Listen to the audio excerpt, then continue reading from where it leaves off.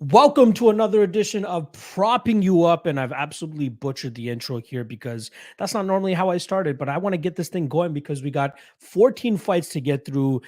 First and foremost, Cody, what is up, my dude? How are you doing? It's been a week. We got 14 fights for this London card. Where are you at? What's going on? Yeah, dude, I'm coming off a decent effort considering we got that match Schnell by submission, ended up being 7-1. That Charles Jourdain third round TKO, this close from happening. Ooh. Jing Liang scores as an underdog. Justin Stolfus scores as an underdog. Emily DeCote shines the way I think she's going to. And stupid me, god damn, Misha Tate. And then Brian Ortega separates his shoulder. So Dems to breaks, Dems to bounces. Unfortunately, you're not always going to get it. Last week's card looked rough from a money line perspective. I didn't mind it from a prop perspective.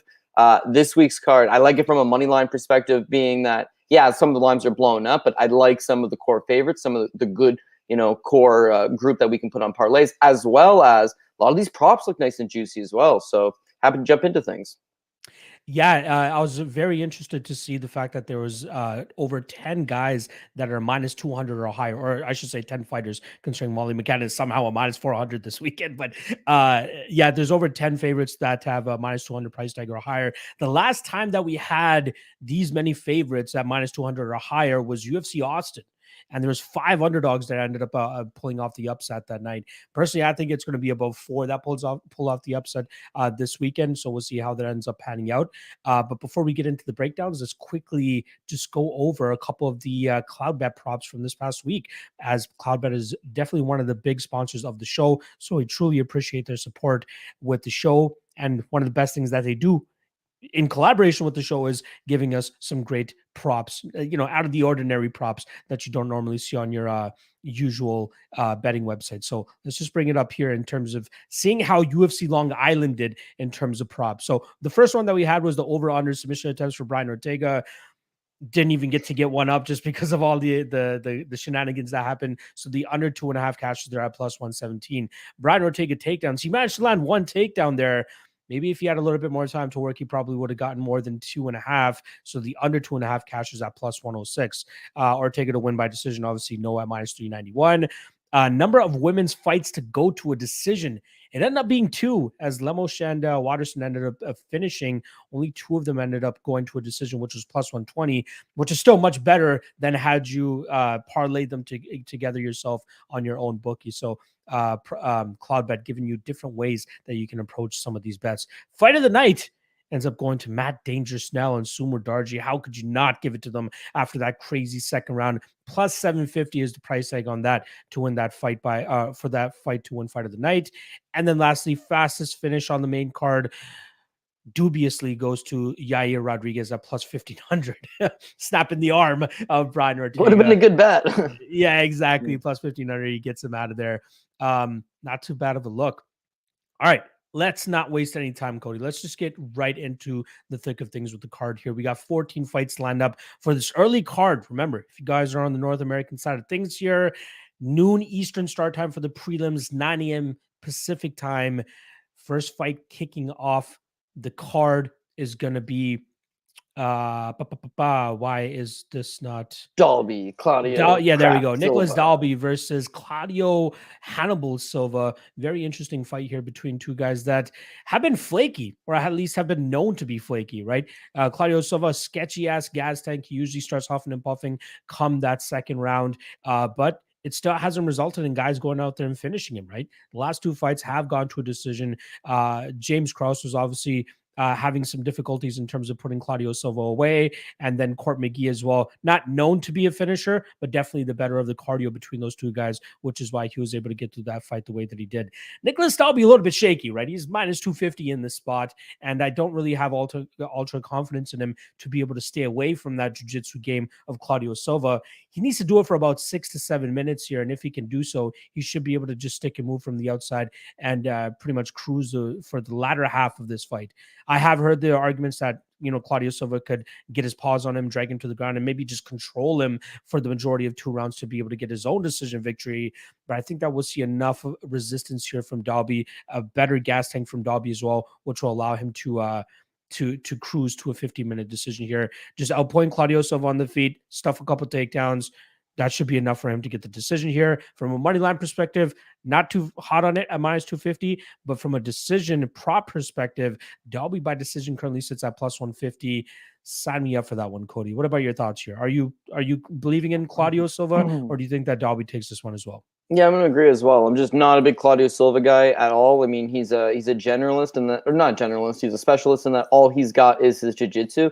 But it's not as if his jiu-jitsu is world class. It's that he's fought some lower level guys and he's been able to catch some guys. The win over Leon Edwards, you can never take that away from the man. But outside of that, it's been really shaky, like you mentioned. Faded him hard his last two fights. Was able to cash good tickets on both of them. I see no reason to divert from that. One thing about Dalby is that his chin doesn't seem to be particularly good. You see that he's been dropped by Darren Till, Zach Cummings, Peter Sabata, Jesse Ronson. The latter one against Jesse Ronson, he gets dropped and then gets submitted. So I am a little bit worried that if Claudio Silva ended up on his back, maybe he would choke him out. But I think he's going to have to hurt him first to get him there. His wrestling's not good enough to take him down clean. His striking's not good enough to hurt him to get him in that position. Therefore, I just don't think he'll be able to use his jiu-jitsu. Same thing happened in the James Krause fight, much smaller fighter. Same thing happened in the Court McGee fight. Court McGee's never been submitted, right? So like once he gasses out trying, that's going to be all she wrote for him. So I gotta go with the train of thought that he's going to tire out and Nicholas Dalby's going to eventually break him down.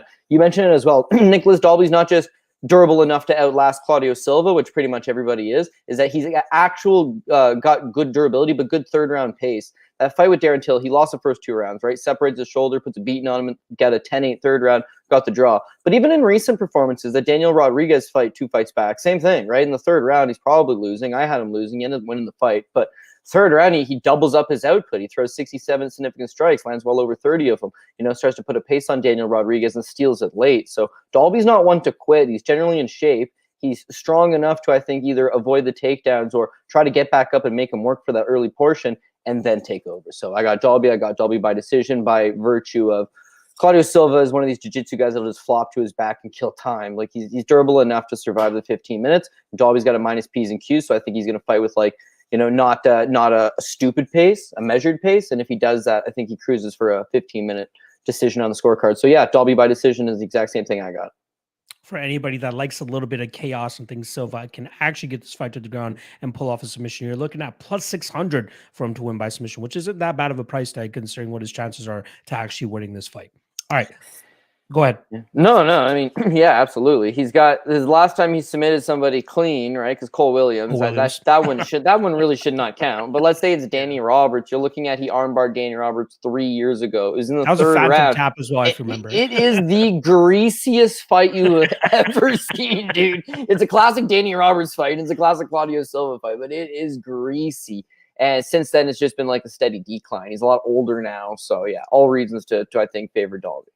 There you guys go. All right, let's move on to the next fight here. We got a women's flyweight fight between Mandy Baum and Victoria Leonardo, and we got some immense line movement on this fight throughout fight week. We had Mandy Baum originally open up as a minus 185 favorite. Today, she sits at minus 120, plus 100 the return on Victoria Leonardo.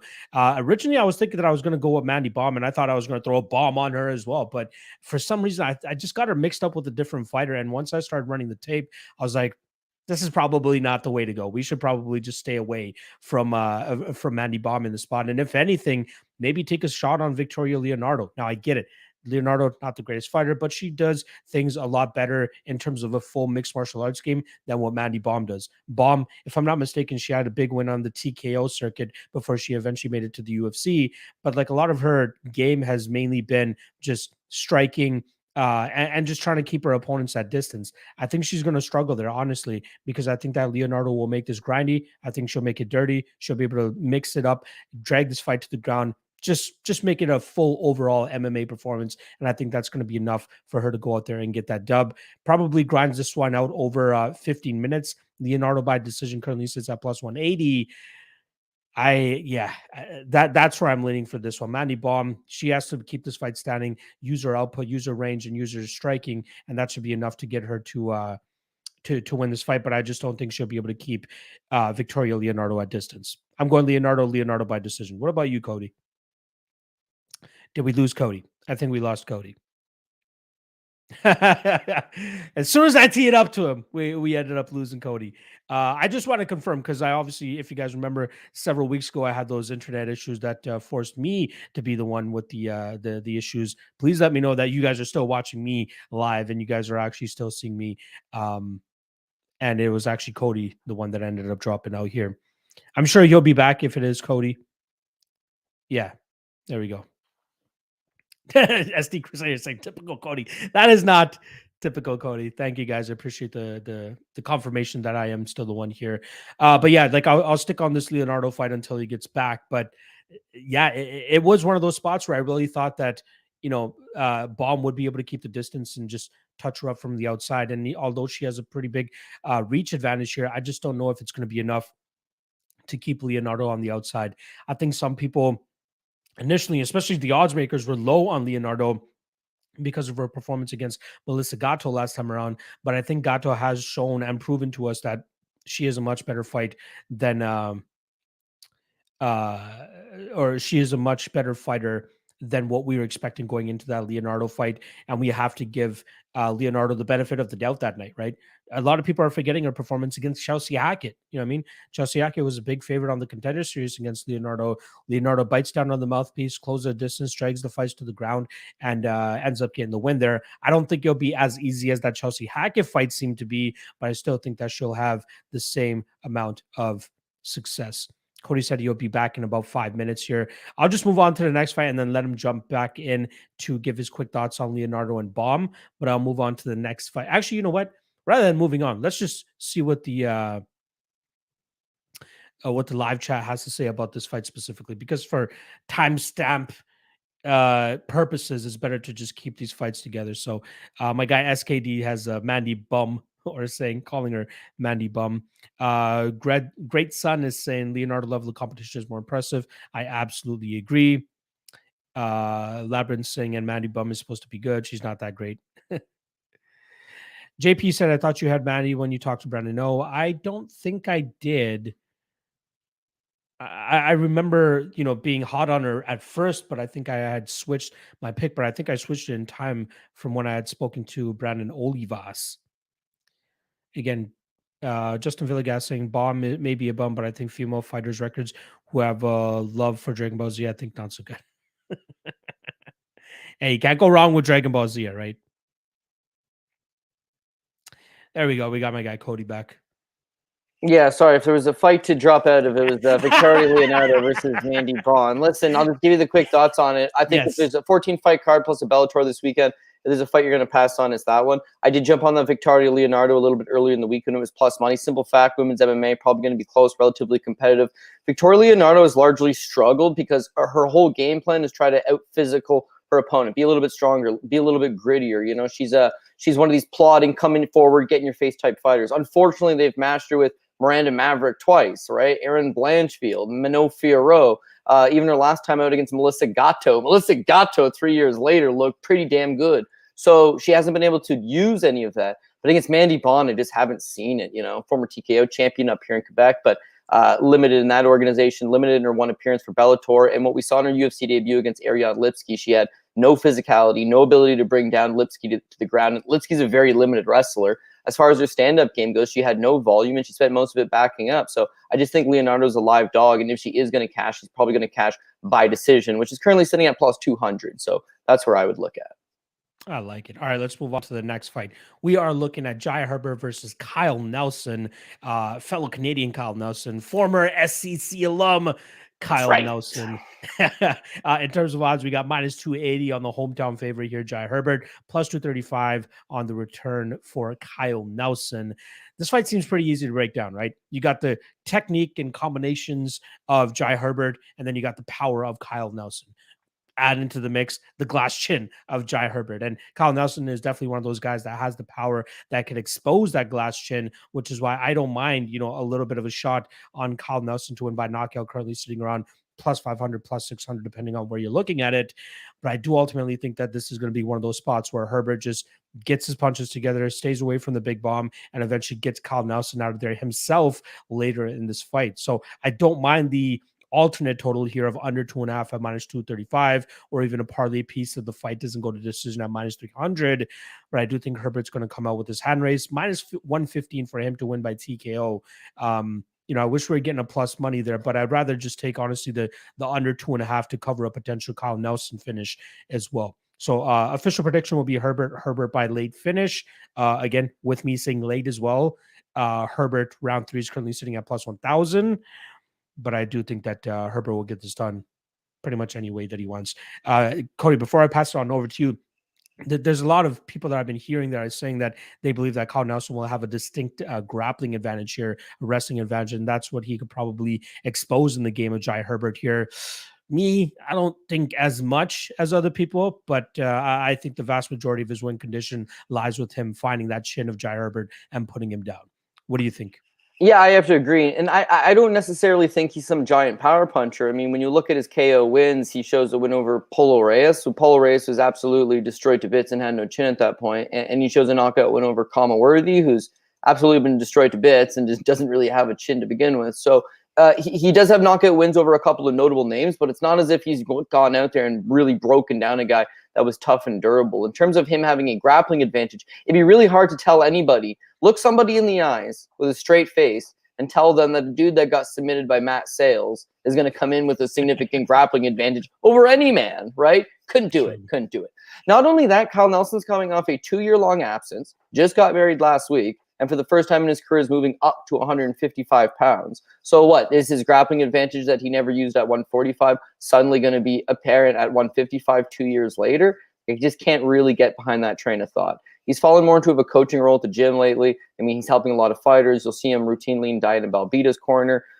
I mean, he's got other things outside of fighting. He's a strong, good old, thick country boy that can still land on you. And Jai Herbert has a history of... Yeah, shout out Huntsville, Ontario. I remember I go sled in the Muskoka areas, all that like Huntsville, Hamilton, Beamsville, Stony Creek, Grimsby, and you'd go to like these little like bars and pubs, and there'd be like stickers, like people would put up stickers, and people would put up posters. You'd be like, "I stand with the monster," and it was all about him. Like he's like actually quite popular in the sticks for sure. And listen, he's strong and he's physical and he's going to show up in good shape, and he could knock out Jai Herbert. But I'm looking more so at the fact that he's coming off the 2-year-long layoff. He's moving up a weight class for the first time. He's not really known for much durability himself, certainly not much of a gas tank. He had some early success against Carlos Diego Ferreira. Of course, that was completely rendered null as soon as he gassed out, right? He did the exact same thing against Matt Sales. And to a much lesser extent, he did the same thing against Billy Q. First round, he was competitive. Second round, he gassed out and took a beating.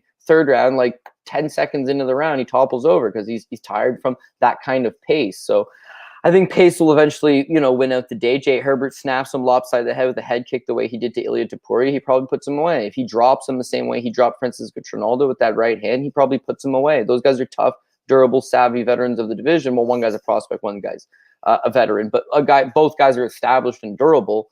Jai Herbert didn't put them away, but in this spot, yeah, I think he snapped something off his head at some point and is able to get the job done. You're also looking at the fact that he's dealing with a 6-inch reach advantage. So Jai Herbert's got a nasty long jab, right? And I think he likes to stay on the outside, operate from the outside. And it's going to be up to Kyle Nelson to bulldog forward and try to make something happen. MMA, punches chance, anything can happen. I totally understand that, but I would think logically the Jai Herbert by KO prop is the best looking one here. I like it. Sorry, I couldn't hold my laughing because I probably saw one of the greatest comments that I think I've ever seen dropped on a live stream. And I'm going to show it here with my guy More With Less saying, Black Country Banger was my girlfriend's nickname in college. Oh, there you go. She sounds like quite a gal. Yeah, I don't know what she's up to these days, but yeah, good times, great memories. Oh my God, that just slayed me. But yeah, I'm glad we're on the same side here. Fading our fellow countryman Kyle Nelson. It's unfortunate. It'll be great to see a Canadian get his hand raised inside the cage. Unfortunately, I think he's outgunned in this spot. Not to mention having to make that trip across the pond and take on a hometown guy in Jai Herbert. Just not a good look to begin with. All right. Let us move on to the next fight. Talk about another countryman, with a big price tag on him. And we got Mokaev making his second trip to the octagon, taking on LFA or former LFA flyweight champion Charles Johnson. Minus 460 on Mokaev, plus 370 to return on Charles Johnson. And Cody, I am in on Charles Johnson here. I am very happy with the price tag that I got on him here. Mokaev, great prospect. You know, he had that undefeated, crazy 22 or 23-0 amateur record, comes into the UFC with a bang with that big victory over Cody Durden. However, if you look at the tape or some of the tape that's available out there on him, specifically that Blaine O'Driscoll fight, you'll see once he starts to face resistance, it's going to be a little bit easier to deal with him. Not easier in the sense that like he'll be, you know, a complete fraud and a flop, but I do think that he starts to crumble a little bit once he starts to face a little bit of adversity.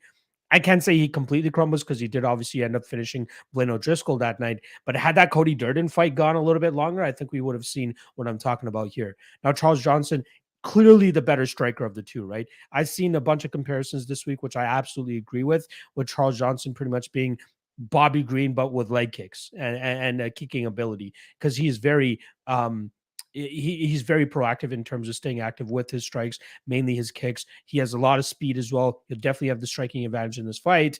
It's just, can he keep Mokaev off of him? And from what I've been seeing, I've been impressed with his ability to defensively wrestle and keep opponents from, you know, just getting vast amounts of control time on top of him. His last fight against Carlos Mota for the LFA title was one of the best fights I've seen in a long time, which he ended up capping off with the 5th round TKO victory to retain his title and eventually punching his ticket to the UFC here to take on Mokaev.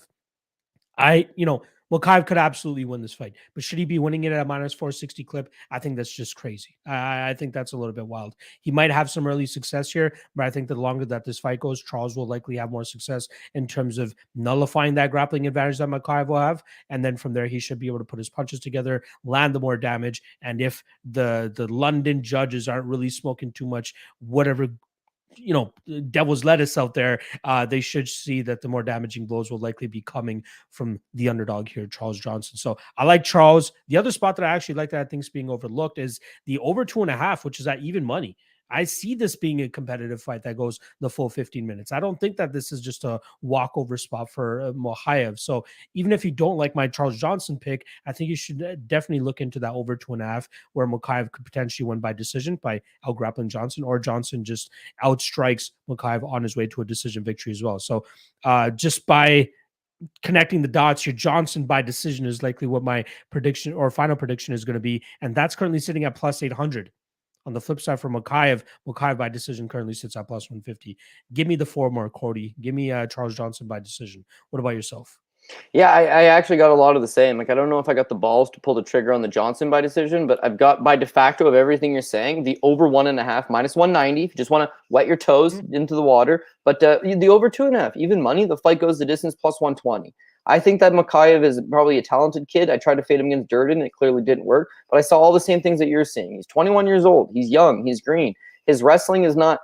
dude wasn't wrestling in Dagestan at a high level. He come from Russia. He came to the UK. Imagine being from Dagestan, coming from to the UK of all places, and being like, you can join that children's youth program. Yeah, he's going to mop up. And he did mop up. He won everything from like ages 12 to 17 or something like that. Then he gets into amateur MMA. But at some point, he's going to run into a full-grown man that also knows how to wrestle, and it'll pose some problems for him. He's got okay striking, but people are fooled by the recency bias that he just melted a guy with a flying knee. You see that. It looks good, but that's not his style. He's got a Russian Sambo style. It's very chaotic at times because he's trying to close the distance and grab a hold of you to try to take you down. But one thing that you notice with Charles Johnson throughout the majority of his career is, dude is hard to hold down, man. He can get taken down, but he almost always gets right back up, right? So I think he's going to make Mokaev work for it. I tend to think that the judges will favor Mokaev's style of consistently shooting takedowns, getting some of them, Johnson back up. Fight takes in Las Vegas. Judges are going to look at the fact that, well, no ground and pound, no submission attempts,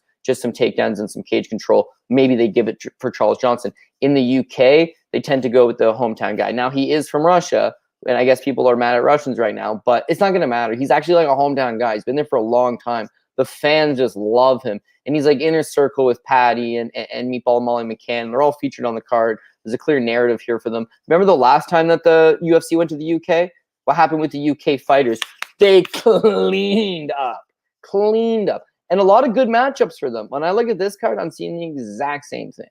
Now, Jay Herbert has a pretty tailor-made fight for him, right? They're trying to get Dalby a win. He's not a UK guy, but they're doing their best. But Mokaev, they'd like for him to get the win. Now, you've seen the same thing. Nathaniel Wood. Why are you bringing Charles Rosa out here? Be a 6-1 underdog a rightfully so 6-1 underdog to Nathaniel. You see the narrative there. It's just that I think people are buying too much into the Mokaev hype right now. 21 years old, still got a long ways to go. So I think Charles Johnson makes it interesting and could win, but my colonies ain't big enough to pull it out straight for him. So I'm just going to look for the fight to go the distance so that if Charles loses, I think the guy's tough enough to last the decision. And if he wins, well, I think he probably wins a decision, right? But either way, I'm covered on the over 1.5, the over 2.5 fight goes the distance. A special prop that Cloudbet has dropped for this, just for the show, is Mokaev takedowns. I was hoping you were going to say that. And the over. Over 1.5 or under 1.5, Cody? 100% over, and I'll tell you why. Because Mokaev's obviously going to go and look to chain wrestle. So even a simple trip to the ground that you're down for 2 seconds on a knee and you stand back up is going to count as a takedown. But also, Charles Johnson is a great scrambler. He gets up all the time. He will get taken down, but he will get back up. If they would have set the over-under at 3.5, 4.5, I would have been tempted in hitting the over. If it's 1.5, that just seems like something you want to hammer right now.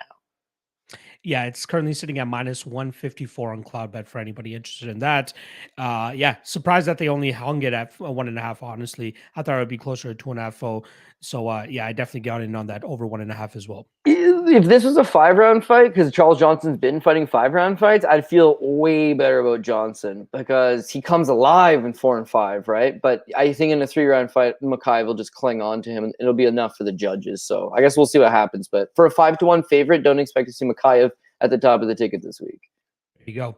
All right, let's move on to the next fight here. We got JSP Jonathan Pearce taking on Makwan Amirkhani in a featherweight fight. In terms of odds, we got -190 on Jonathan Pearce, +160 the return on Makwan Amirkhani. Interesting fight here, right? Jonathan Pearce last time around defeats Christian Rodriguez, although somewhat underwhelmingly, right? Like a lot of people expected him to go out there and just punish this kid and possibly even beat him, especially considering the size advantage he had over him.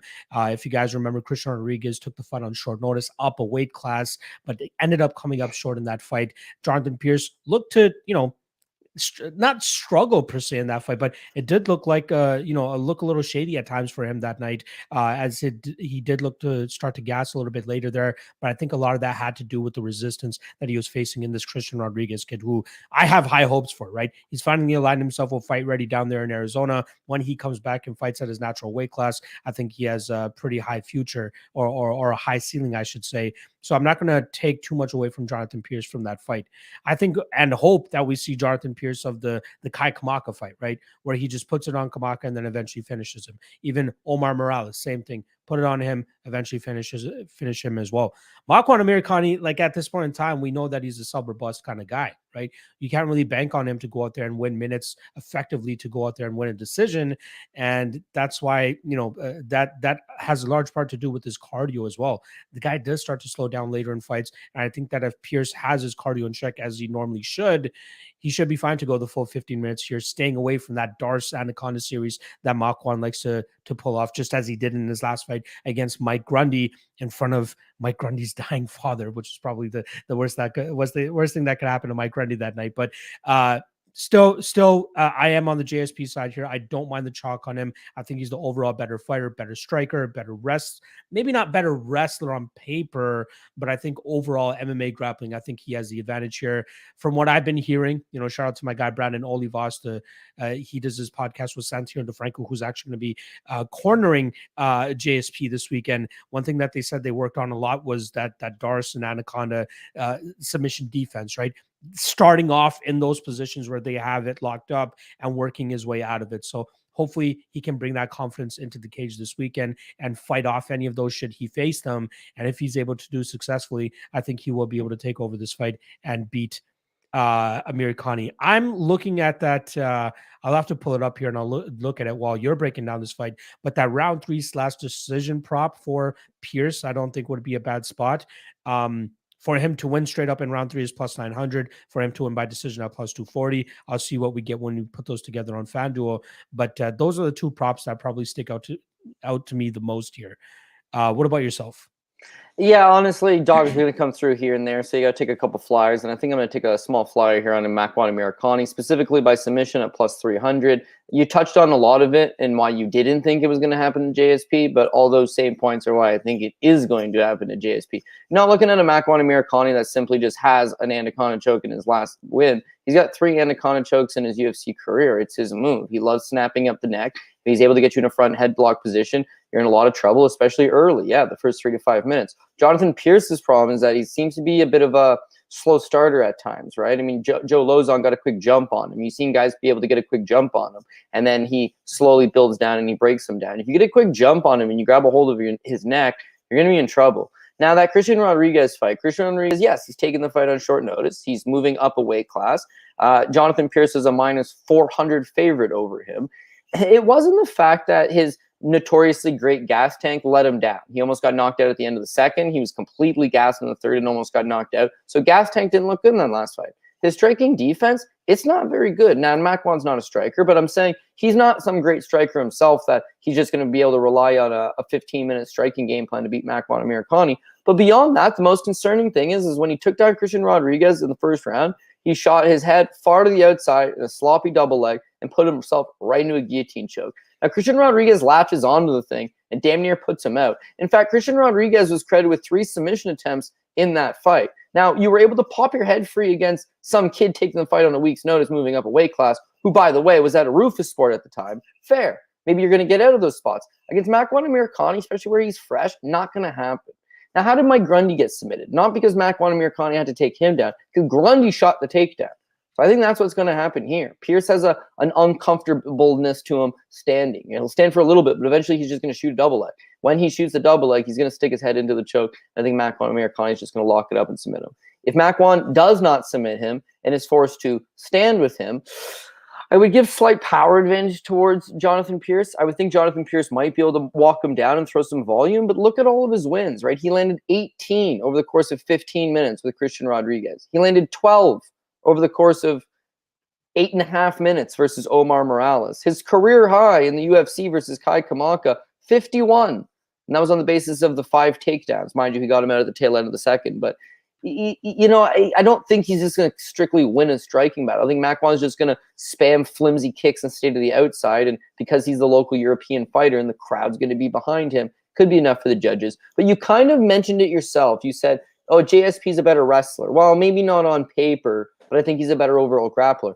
Yeah, I think McCann might be a significantly better wrestler than JSP. JSP is not fighting wrestlers. He's fighting Hawaiian Kai Kamaka. He's fighting Omar Morales, who was a career bust. He's fighting Christian Rodriguez, who's taking the fight a short notice up a weight class and is regarded as a striker. He's taking on Jacob Rosatli. Yeah, okay, sure, you can take those guys down. McCann is proven.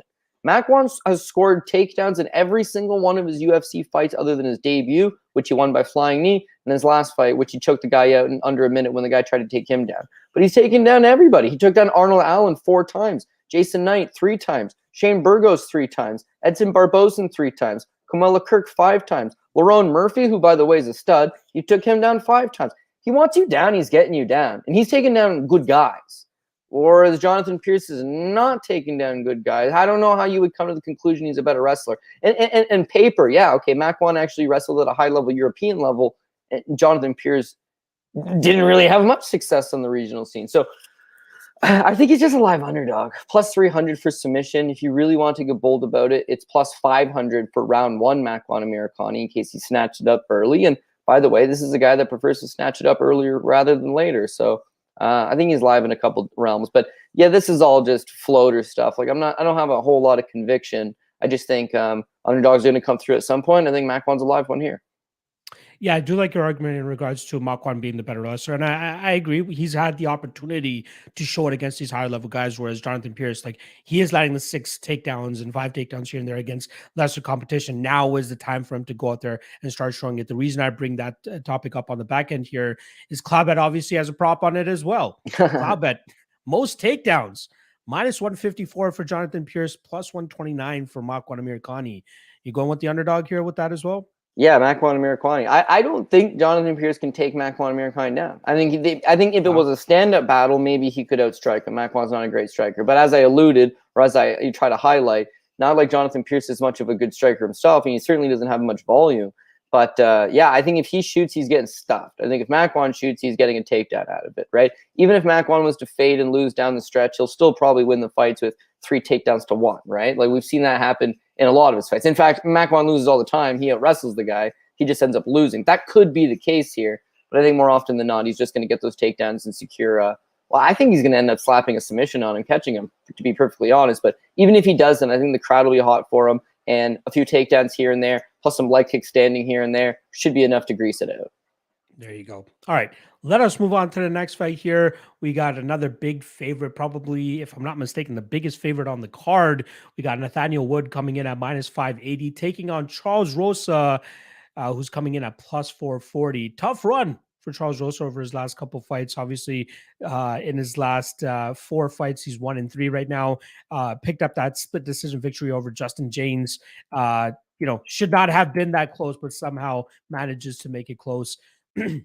Had me sweating that Charles Rosa ticket that night because I'll pretty much bet anybody against Justin James when he was still in the UFC. But like we said, a little bit of a rough run over his last couple fights. The main thing that's been a consistent in the losses of Charles Rosa over his last 4 losses is the blueprint of just taking him to the ground and grinding him out on the mat, right? Bryce Mitchell showcased that to a T. Derek Minner winning his first decision fight in how long, being able to control Charles Rosa on the mat. Damon Jackson, rinse and repeat. TJ Brown, rinse and repeat. Charles Rosa just can't get anything going from the bottom, right?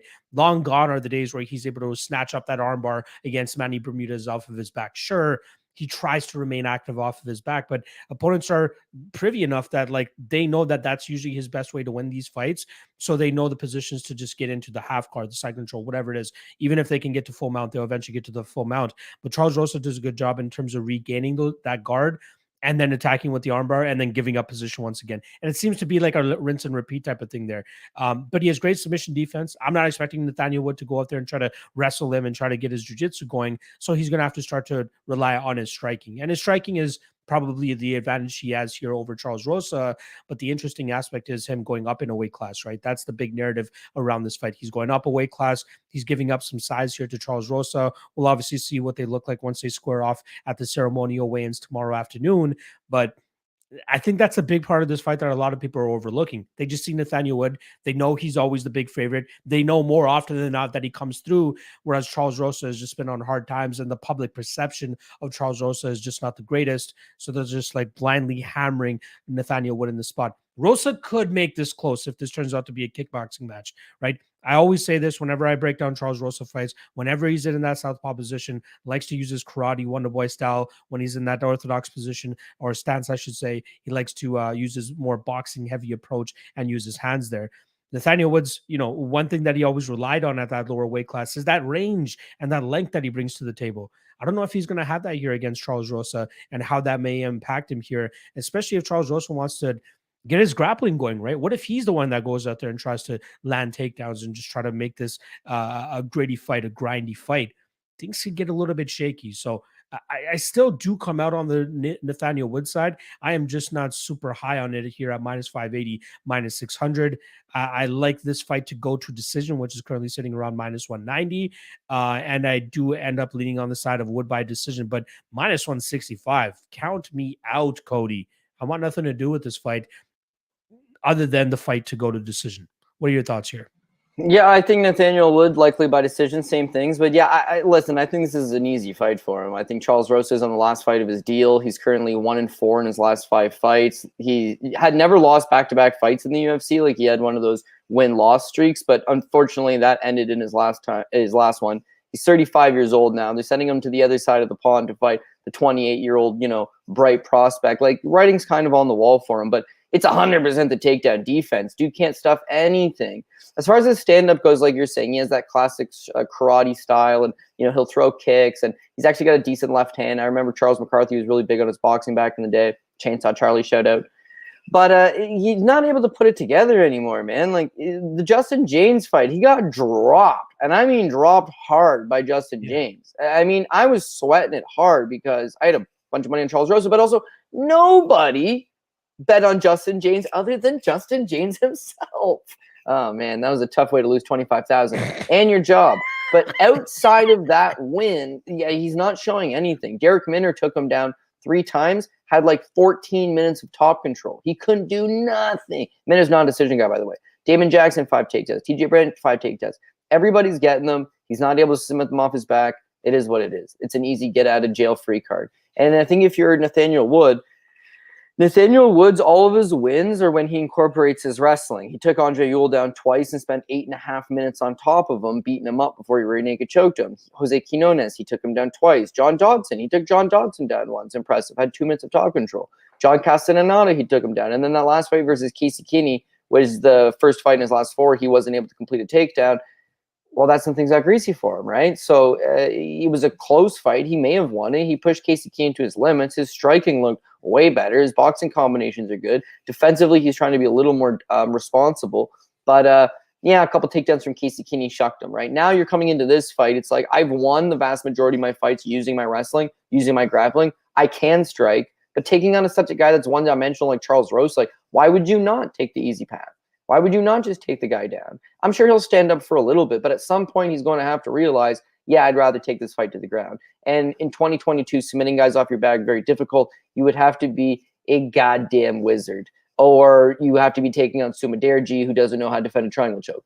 It has to be something like that, or it's probably not going to stick. Charles Rosa's grappling is not good enough to submit Nathaniel Wood off his back, I don't believe, as it wasn't good enough to beat, any of his last number of opponents, right? He defeated Manny Bermudez, the only guy with a submission off his back, and Manny Bermudez come in 5 pounds overweight and got cut right afterwards. So, I mean, it's just things you need to take with a grain of salt at times. I think he gets grounded. I think he gets pounded. I think it likely is a decision, and the prop that I'm going to attack here is, in fact, that Nathaniel Wood by decision or the fight goes the distance. But low-key, I think Nathaniel Wood could also take out Charles Rosa. Charles Rosa hasn't taken on a whole lot of power punchers, but he got very badly hurt by Justin James. Of course, he does show the knockout loss to Shane Burgos once upon a time in the 3rd round. But it's been a lot of, like, Manny Bermudez is a one-dimensional wrestler, right? Bryce Mitchell is a power wrestler, grappler, right?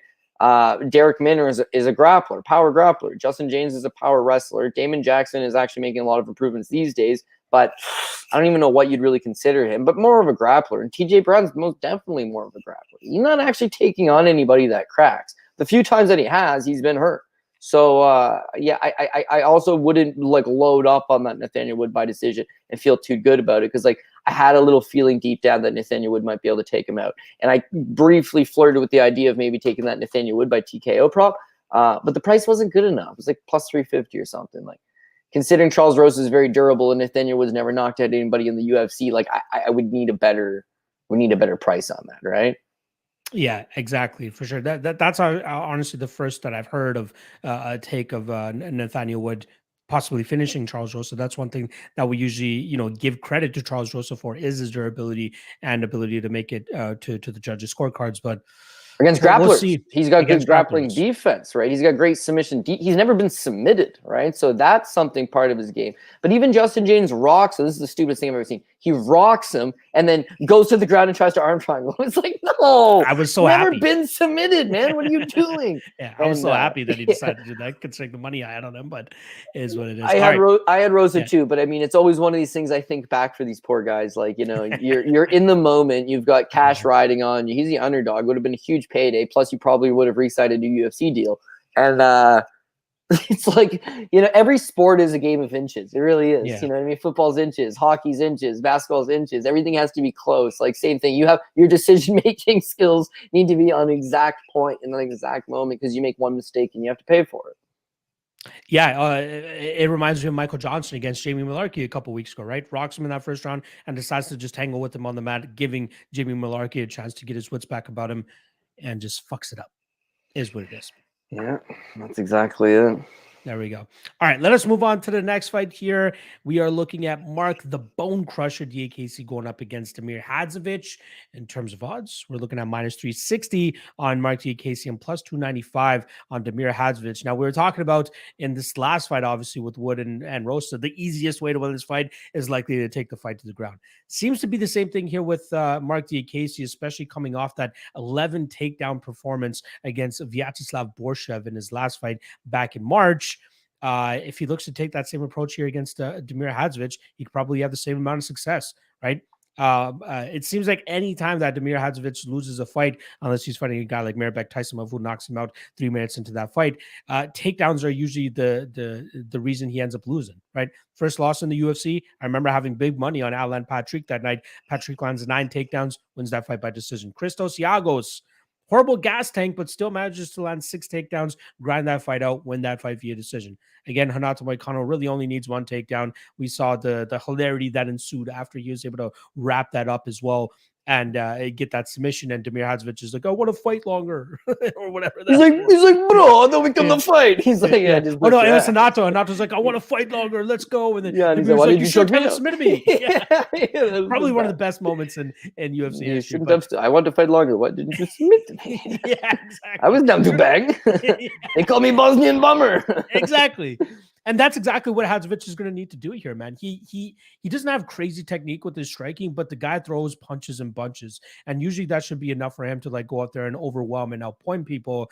But like Mark Diakiese is not going to be a fish out of water on the feet. Like, if I'm not mistaken, that was kind of his calling card coming into the UFC, was his striking, his speed, his flashiness, right? He had all these highlight reel finishes on the regional scene before making it to the UFC. The hype of Diakiese has obviously fizzled out to this point in time, but I still think he has a striking. Now, he won't have a clear striking advantage in this fight, but I think it's he'll be able to keep it competitive enough should he not be able to get this fight to the ground. But I think he'll be able to get this fight to the ground, and I think he'll be able to do it often, and that should be enough for him to go out there, grind this fight out once again, get another dub, add another couple thousand to his paycheck when he goes out there and fights again. Diakiese by decision is currently sitting at plus 130. Sign me up for that one, Cody. What are you thinking here? You think Hadzovic has a shot at all, or is Diakiese going to grind this one out again?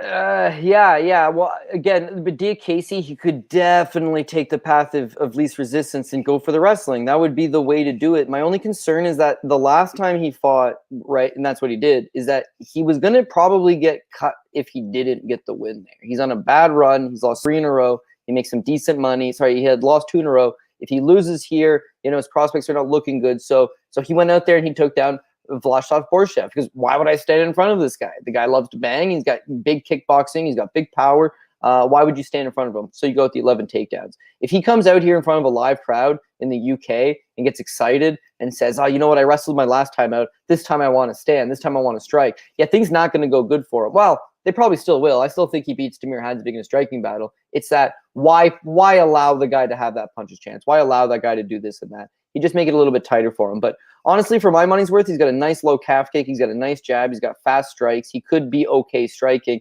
Mix in the takedowns. He's going to be money. Damir Hadzovic, he's limited as he is, but a couple things are not going to go well for him. First and foremost, if you're going to come into a fight with a puncher's chance, you got to hope your opponent potentially is a little bit chinny.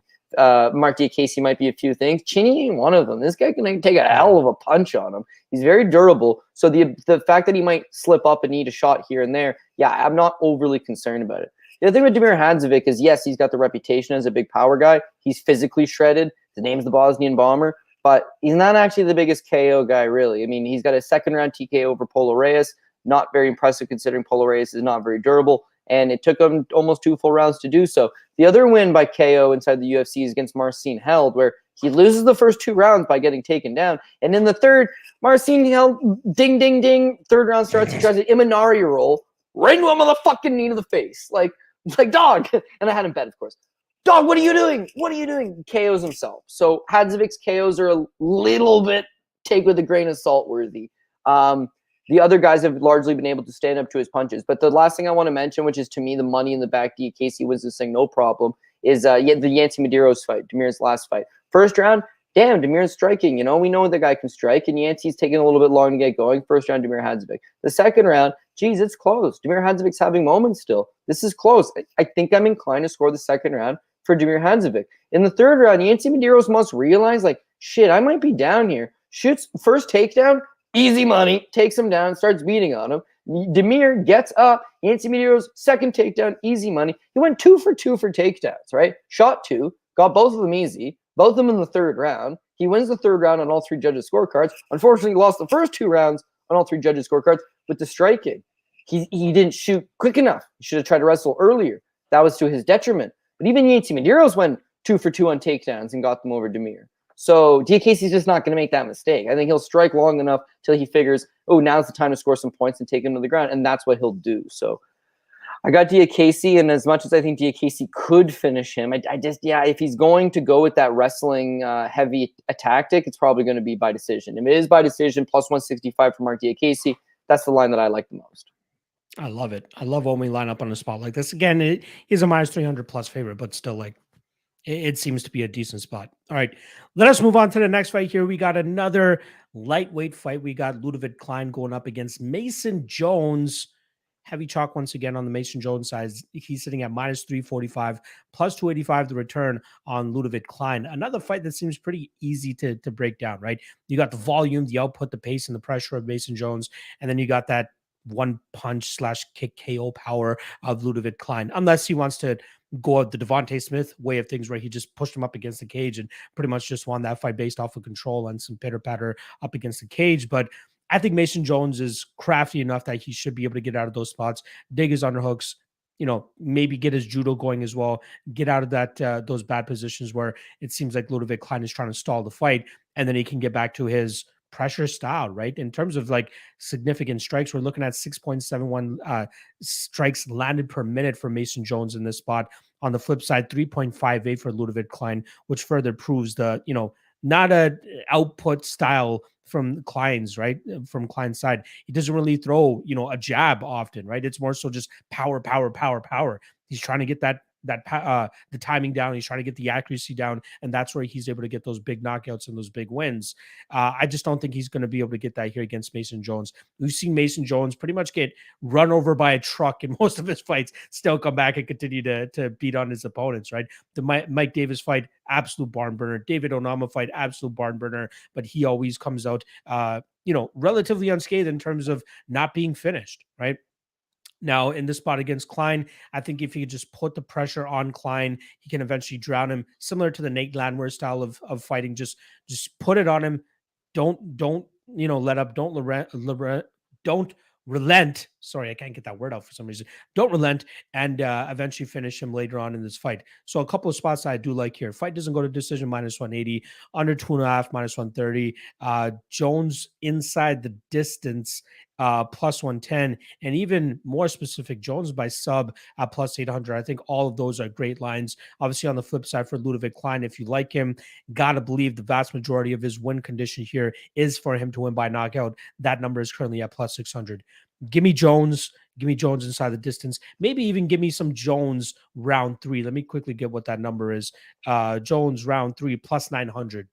I don't mind any of those spots for the Jones side here. I would definitely be sprinkling that sub prop though, because I do like that one.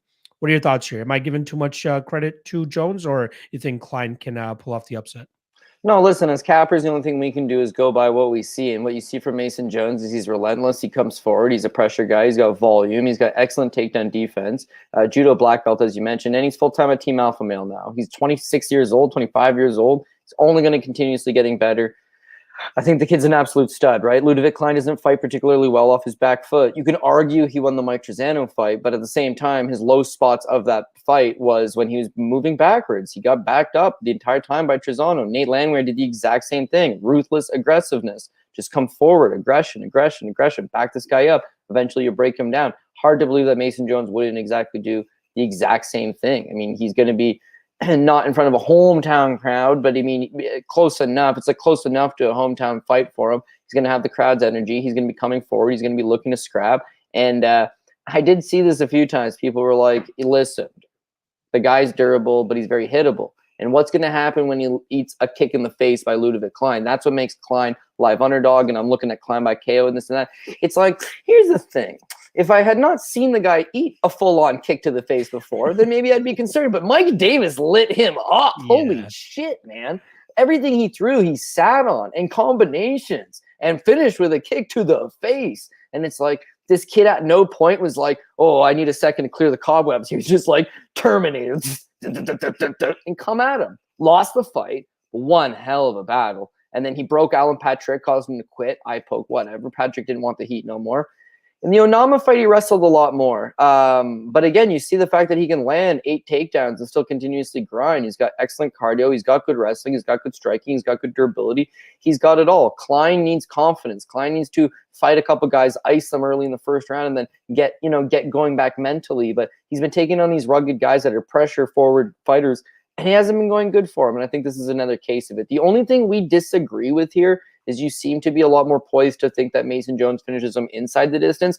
I'm just not all that confident in that. Like I could see it happening, no doubt, but I could very easily see this thing going the other way as well. Klein looked to do a lot more grappling in his last fight against Devontae Smith. Devontae Smith's a big power puncher, so Klein looked to neutralize him in the clinch. I don't think he's going to be able to press Mason Jones up against the cage wall for 15 minutes, so I don't think that's a viable game plan, but he's probably going to look to slow things down. Jones, meanwhile, is coming off a fight with David Onama where it was a career high for him in the wrestling department, where he really looked to slow things down and take the back and look for submission and neutralize them and kill time off the clock. And I just wouldn't want to see a grappling battle go for 15 minutes holding this inside the distance ticket, right? Yeah, that is the worry, right? If Klein does have a couple minutes of control time, at least stalling this fight and making it a little longer. But I'm hoping that we get that all energy, all offense style from Mason Jones, where he's actively looking to just get out of those positions and make those minutes into seconds and just really just go with his style. But we'll see. But I'm glad that we're still on the same side with the Mason Jones side of things. All right. That puts a wrap on the prelims here. Shout out to the 200 live viewers. Cody, I really think we found a proper time here for our 5 o'clock start time. This seems to be when either, the East Coast guys are getting out of work. The West Coast guys are starting to not give a fuck at work anymore and just start tuning in and watching us. So I think we should, as best as we can, stick with this 5 p.m. start time as best as possible. Shout out to the 200 guys that we have in here. Make sure you guys hit that like if you haven't already. I quickly took a look at it and we only got about 50 likes and we got 200 viewers. The math is not adding up to me. So make sure you guys hit that like. That is the least you guys can do to show us some support. Make sure you guys hit that subscribe as well to show the All-Star that you guys appreciate us on their channel. Obviously, big shout out as well to betonline.ag, which is one of the main sponsors for the show. If you guys like betting on MMA, which is why you guys are watching this this podcast, you guys are going to make sure that you're on BetOnline because they usually have the props and odds first for all UFC fights, not to mention a bunch of regional MMA, which we have a lot of this week, Cody, right? There's KSW, there's Invicta last night, there's Bellator, there's Octagon as well, which I believe is a Czech Republic promotion. All of that stuff you can bet online with betonline.ag. So make sure you guys go check them out. And then obviously shout out to Cloudbet. We've been sprinkling in their props throughout the show. There is another one that's coming up for this next one. So I won't give them too much shine, as I'll definitely be giving them more shine throughout the show. So let's get right to the main card, which starts off in the light heavyweight division. We got the seemingly unstoppable Berju Paul Craig on a 6-fight undefeated streak going up against Volkan Oezdemir. In terms of odds, we're looking at minus 150. Yeah, minus 150 now for Volkan Oezdemir, plus 130 the return on Paul Craig. That line continues to come down on Volkan Oezdemir, and I'm just salivating at the mouth. I personally already pulled the trigger on Volkan Oezdemir at minus 155, as I thought that was already a gift of a line. But people just having that confidence on the Berju to go out there and continuously pull off submission after submission, hoping that they continue to slip up like Nikita Krylov did. Probably one of my favorite finishes from Paul Craig is just seeing him, just wait for that opportunity for Krylov to slip up. And as soon as he did, he just sprung like a trap, got that triangle choke, and eventually got to Nikita Krylov out of there near the ending of that first round. But Volkan Oezdemir does not seem like a guy that's going to play these games on the mat. Like if he knocks him down, he'll likely wait for him to get back to his feet and then try to knock him out once again, right?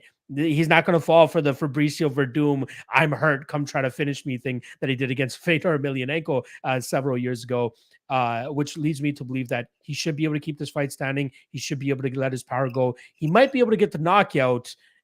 We aren't seeing the no time Volkan Oezdemir as much as we used to a couple years ago, but I still think he has enough in terms of dishing out the damage, the better striker, good enough takedown defense. UFC stats has him at 80%, but all I need to see is the fact that he stuffed 3 or 4 takedown attempts from Magomed Ankalaev, as well as 8 of 9 takedown attempts from Alexander Rakic. Paul Craig does not have better wrestling than those guys.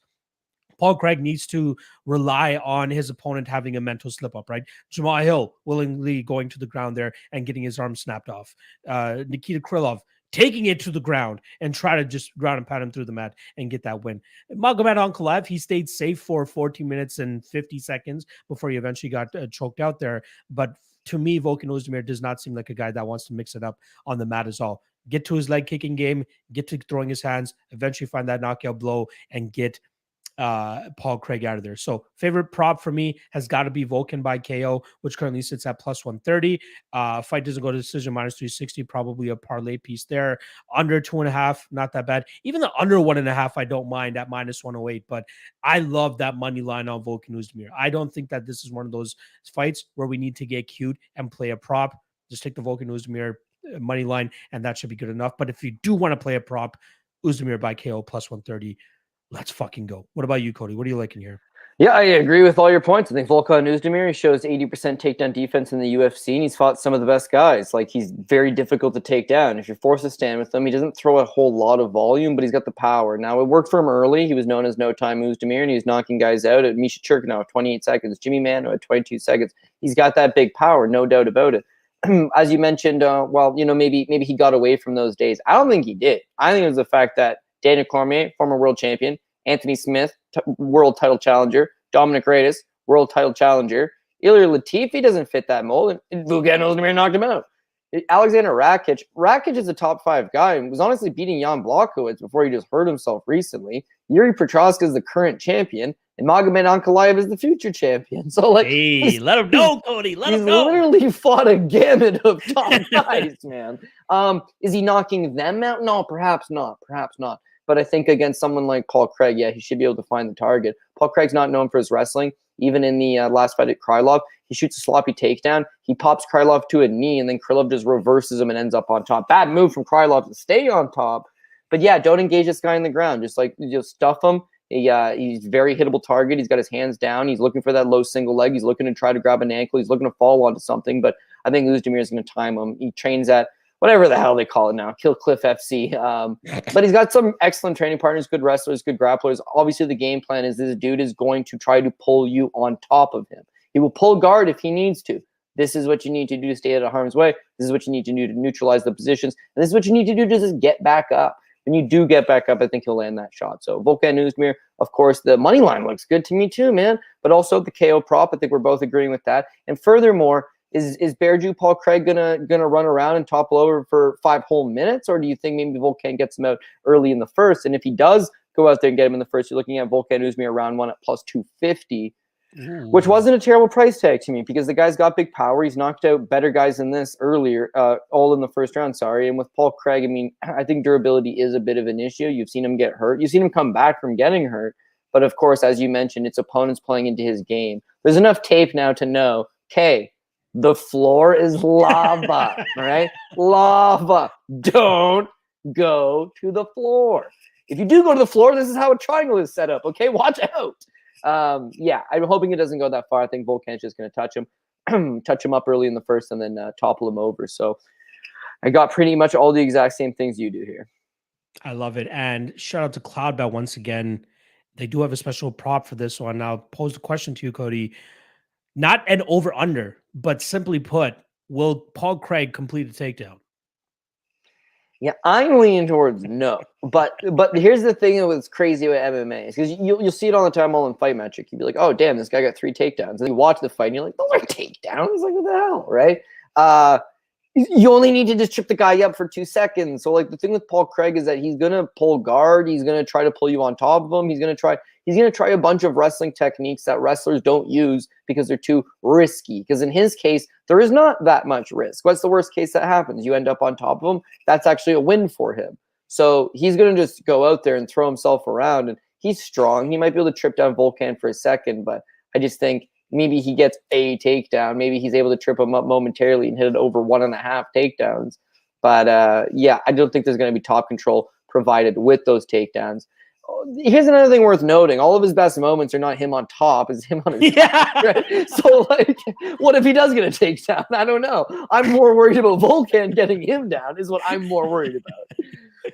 Buffo on the beat going, Paul Craig is the Charles Oliveira of light heavyweight. I don't know. That's a little bit of a stretch in terms of his jiu-jitsu, sure. And Charles Oliveira actually just gave him some props for, having some legit jiu-jitsu, but I don't think he has the ceiling of what Charles Oliveira has been able to complete here. Okay. So in the same breath, you're 100% right. But you could also, because again, you can make this argument. You could be like, dude, Paul Craig has a win over Magomed Ankalaev, the future champion, and Njoku. Kenny Njoku's going to end up being okay, man. Give him some time. He's going to figure that out. Jamahal Hill, very conceivable that Jamahal Hill ends up fighting for a world title very soon, right? And a kind of guy that could win a world title, right? So Paul Craig's overachieved a big time.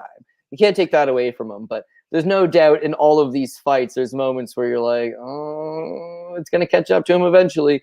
And you and I are both thinking you're going to catch up to him specifically on Saturday in the afternoon because it's in the UK. Michael McKenna saying Tyson Pedro, Khalil Roundtree, and Alonzo Menafield all KO'd Paul Craig. Yeah. Yeah, and Alonzo, 3 minutes into the first round. Khalil's a banger, I'll give him that. But first round, Tyson Pedro is a grappler. I know he's a big Samoan guy. I know he trains with Tai Tuivasa and he trains with Mark Hunt, but like Tyson Pedro is actually not a power puncher by no stretch. And he knocks him out in the first round. Not only is he getting knocked out by those guys in the first round, but of course, a Mark Smith in the Krylov fight may have stopped it. Because it's like he was knocked out in the Krylov fight. He goes limp, he wakes back up, and he clings on. And then the thing is that the dude's Scottish Bear Jew brain is like programmed to be like factory reset, triangle choke. It's just like his body naturally just goes attack the triangle choke. And I've always said it, light heavyweight is a bad division for grappling. So in his case, he gets away with making mistakes and catching them in grappling, but the same argument was presented when Volkan fought our boy Misha Cherkinov. Dude, Misha's great on the ground. If Misha gets Volkan down, it's game over. Yeah, here's the thing. You got to get him down first. And in between, you're going to get hit. This dude hits pretty heavy. As I alluded to, he fights all the best guys in the world. Maybe he's not knocking out the, Daniel Cormier's of the world or the Alexander Rakic's or the, Yuri Petroskas or the Dominic Reyes's. But again, I mean, you're fighting the best. That's got to count for something. Now you're taking a significant step down in competition versus a guy that is a fan favorite. Everybody loves him.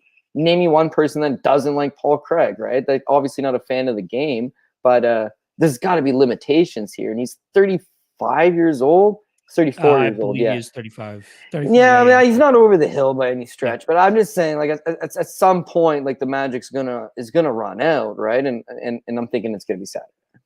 Last thing here, and then we'll move on to the next fight. My guy J-Dog is asking if we can explain the 1.5 takedowns. Don't you just get a takedown or not? Why is there a half? In regards to the prop that I was talking about for this fight, the prop in this one specifically states, will Paul Craig land a takedown? And it's yes or no, both of them being at -1. And it's just one. Okay. Yeah, exactly. Yeah. So it's just, does he land one takedown? Yes or no? And that's how you play it. But usually with the half is there to to go away from any type of draw or push is what they would call it in betting terms, right? If you got one takedown and it was set at 1, then you just get your money back essentially. The half initially or pretty much just allows you to cash on it or not, right? If it's at 1.5 and you only get 1, you lose. If you get 2, well, 2 is more than 1.5. You'll cash on that and you'll hit that as well. But in regards to this specific prop, like I said, yes or no, will Paul Craig land a takedown? I'm going no. Seems like my guy Cody is going to go no as well. And that's at -112 on Cloudbet. So make sure you guys take advantage of that if you haven't already. All right. Let us move on to the next fight here. We got Hype Train. I never thought I'd be saying this because she's -400 now. But Hype Train, Molly Meatball McCann going up against Hannah Goldie. In terms of odds, we currently have -410 on Molly McCann, +330 to return on Hannah Goldie. Good God, Cody. I never thought we'd see Molly McCann at -400. I don't know what to make of this goddamn line. Sure, she's spinning black elbowed a woman into oblivion last time she stepped inside the cage. Is that why? Is it because they're fighting in London? Or is it because just people think Hannah Goldie is absolute garbage? And, I don't think she's that bad. She can throw output on there if she can really get her game going. If she can, she doesn't have bad output. She's a strong woman. Obviously, she's working on her BJJ, as we obviously saw in her last fight against Emily Whitmire. But even like her IG, like something that you'll notice is her rolling a lot with Jillian Robertson. We obviously know what Jillian Robertson bread and butter is. So interested to see like if she continues to make those improvements every time she goes for if she ends up on her back here. Now Molly McCann, for some reason, a lot of people expect her to be this like D1 wrestler, especially when she went up against Tyler Santos and ended up being the favorite that night because she went out there and wrestle fucked Diana Belbita into the ground the fight before that. But we know Belbita doesn't really have a great takedown game, right? Like that's what Molly McCann can exploit. It actually ended up being the complete opposite, as Molly McCann was the one getting ragdolled in her next couple fights after that one. She gets taken down 5 times by Tyler Santos, 7 times by Lara Procopio. She does manage to land takedowns against Ji-Yoon Kim and Luana Carolina, but those are fights where she can get away with it. She might be able to get Hannah Goldie down, but like, is she going to want to be able to mix it up on the ground and possibly deal with that? Again, maybe a newfound love for BJJ from Hannah Goldie off of her back. That is absolutely a potential to happen, but I'm not convinced that Molly McCann is going to get extraordinary amount of control time on the mat if she does look to get this fight to the ground and control her there. I think Goldie will keep this competitive in terms of numbers at least, but when it really comes down to it, like she has the cards or the deck stacked against her here, right? She's fighting in London. The crowd is going to go crazy anytime Molly McCann even tickles Hannah Goldie in the spot. The judges are obviously going to be kind of not biased per se, but they will be biased based on the crowd's reaction to everything that happens here. And then even that forward pressure of Molly McCann, right? She makes it optically look really good for the judges. Like the Ji-Yoon Kim fight, arguable that Ji-Yoon Kim was touching her up quite a lot that night and, was probably getting more of the damage off. But the fact that Molly McCann continued to move forward and throw those shots and get that output up there, that's why the judges likely were giving it to her. I think Molly McCann wins this fight, but there is no way that I'm comfortable in terms of laying that -400 on her, which is why we like to look at props. Her to win by decision, which I think is her best way to win this fight, is -165. I'm not really hot on that either. Like I want like a plus money, especially to back Molly McCann for anything. I would rather take the fight to go to decision, which is currently -220, rather than back Molly McCann at all in this spot. I am trying to find that willpower to pull the trigger on Hannah Goldie in some sort, even if it's like a half unit shot on one of her props. Shout out to FanDuel. One of the props that they have for the double chance props is her to win by submission or decision is at +420. I don't mind a little bit of a sprinkle on that in case she does pull off a submission off her back, or if she's able to match, maybe even exceed the significant strikes that Molly McCann can land there. Before I flip it on over to you, Cody, we do have another special cloud bet prop for this matchup, and it is the significant strike spread. So the spread is currently set at -19.5 for Molly McCann, +19.5 for Hannah Goldie. So first of all, what do you think of that prop? And then ultimately, who do you think ends up winning this fight? And what's your favorite prop on the fight? Wow, 20 seems like wide enough because like I think Molly McCann wins the fight, but 20 is still a large, like significant strike differential. I mean, look at Molly McCann's last fight versus Luana Carolina. She outworks her, and I think it'll be a similar performance in this spot, but she actually got her by 21 specifically. So you'd hit the differential there, but very close. So they're looking at it to be something similar. And I know you don't feel very comfortable with it, but I think Molly McCann absolutely rolls here. Like I think it's a tailor-made matchup for her. I think she wins the fight standing. I think she wins the fight on the ground. I think she wins the fight if it's greasy because it's in London and they're going to be going crazy for her there. The scorecards will be in her favor. I think outside of barring a fluke submission, like again, maybe she got caught by an armbar off her back. That would be the only thing. Outside of that, she's got her outgunned here. Like first and foremost, this will be the biggest thing. This is what's going to make Molly McCann look like $1 million come Saturday. Is that if you look at all of her opponents, Luana Carolina had a 7-inch reach advantage over her. Ji-Yoon Kim, 10-inch reach advantage. Lara Procopio, 5. Taylor Santos, 6. Diana Belbita, 6. Ariana Lipsky, 6. Everybody's had a significant reach advantage over her. No, not in this case. Hannah Goldie has a 1-inch reach less, 61. 61 versus 62. Molly McCann at no point has ever fought somebody her own size. She's always punching up against tall opponents. She has to break the guard. She has to come through. She whiffs and misses on a ton of punches because of that. But now it's not going to be the case. She's going to walk forward and she's going to absolutely box her up. If you look at numbers, she's very proven in the number department. 85 against Luana Carolina, and that's including a fact that she knocked her out in the third, but 127 against Ji-Yoon Kim. 113 against Diana Balbina, 108 versus Ariana Lipsky, 107 versus Priscilla Cachoeira. Volume, not an issue for Molly McCann in the slightest bit. We know she's going to be okay there. Her losses, she's getting taken down. Laura Procopio took her down 7 times. Taylor Santos 5 times. Jillian Robertson twice once upon a time. So if you stand with her, she's going to get a ton of volume. The way to neutralize that is to take her down. Hannah Goldie does not have the wrestling to take her down. Therefore, she would be forced to stand with her. And you mentioned you thought Hannah Goldie had the kind of volume to keep pace. I don't think she does. She did in the Callie Robbins fight on the Contender Series, which she landed a ton. Take that fight out of it and rewatch it. It's not like anything significant. But rewatch what she's done in the UFC, and more specifically, she lands 55 against Miranda Granger, right? Is not unable to close the distance, is unable to break her, no volume slightest bit, not a good fight. The Diana Balbina fight, very interesting. Diana Balbina soundly outscores her, okay? In the first round, drops her, right? Like floors her with a left hand. In the third round, rocks her standing. She's covering up against the cage. Like Balbina put a beating on her, outlands her 117-92, including a knockdown in the mix. This is the same Diana Balbina that got, taken down and run through essentially by Molly McCann. Like, where was the pace there? She got outpaced and she got hurt. And then the Emily Whitmire fight, I know her as Emily Shitmire. Our boy Brady DFS calls her Emily Quitmire.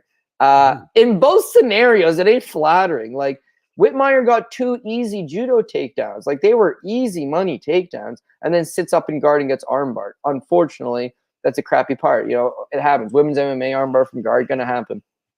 But I believe Whitmire no longer with the promotion for a clear reason, right? I think when you look at Molly McCann, she keeps the fight standing. She's going to box her up. She's going to be putting up the volume. She's going to be coming forward. She's not getting clipped by anything. She's not getting knocked out by Hannah Goldie. Goldschmidt, for the record, is the real name. But she's not getting knocked out by her. And as far as her getting taken down, I don't think it's happening. As far as her getting takedowns and getting armbarred, I still think it's very low probability. She wins this fight all over. I think she puts it to her. I get similar feelings to last week's Emily Ducote versus Jessica Panay fight, where it's like, where does Jessica Panay possibly win this fight? Well, the same way that Hannah Goldie would. Well, maybe if she's on her back, she can throw up an armbar. Not going to happen. Not going to happen. What's going to happen is she's going to get boxed up, and she's going to go 0 for 7 on her takedown attempts, and that's going to be the story of the fight. But whereas I'd love to hammer at Molly McCann by decision, I got like a nagging suspicion Molly McCann could take her out. She's going to be going 110 miles an hour. She's fighting in front of her UK hometown, or her Omaha audience, and this girl just fights reckless anyways. You saw in the Luana Carolina fight, she still throws spinning back elbows and stuff into the third round. Like, she's actively pursuing the finish from start to finish.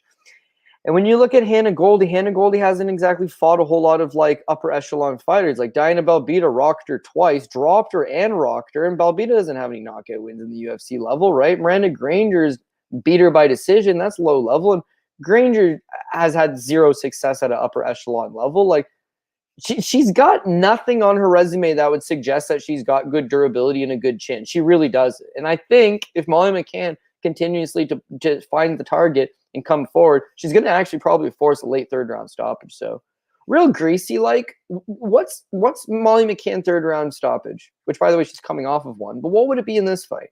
McCann round 3 is currently sitting at plus 1,400. Oh, me likey. Okay. Yeah. All right. I think I'm going to take, I know I'm taking Molly McCann. I don't love a specific prop on this one, but a plus 1,400 on a third round TKO, like something like that might be worth a bit of a sprinkle. I could also see the decision. 100% I could see the decision. It's like a deep feeling in the pit of my stomach where it's like, Charles Rosa is very durable, so you don't see him getting knocked out, but it's like I can see the path to Nathaniel Wood taking him out. A lot of guys are known for durability. A lot of guys are not known for their punching power, but you can capitalize there. You and I capitalized on that Ilia Topuria Damon Jackson by knockout. Yeah, Ilia Topuria has no knockouts, but like, yeah, he can bang, and Damon Jackson's not exactly the most durable guy going. Like, certain times it just lines up. This might be one of those times.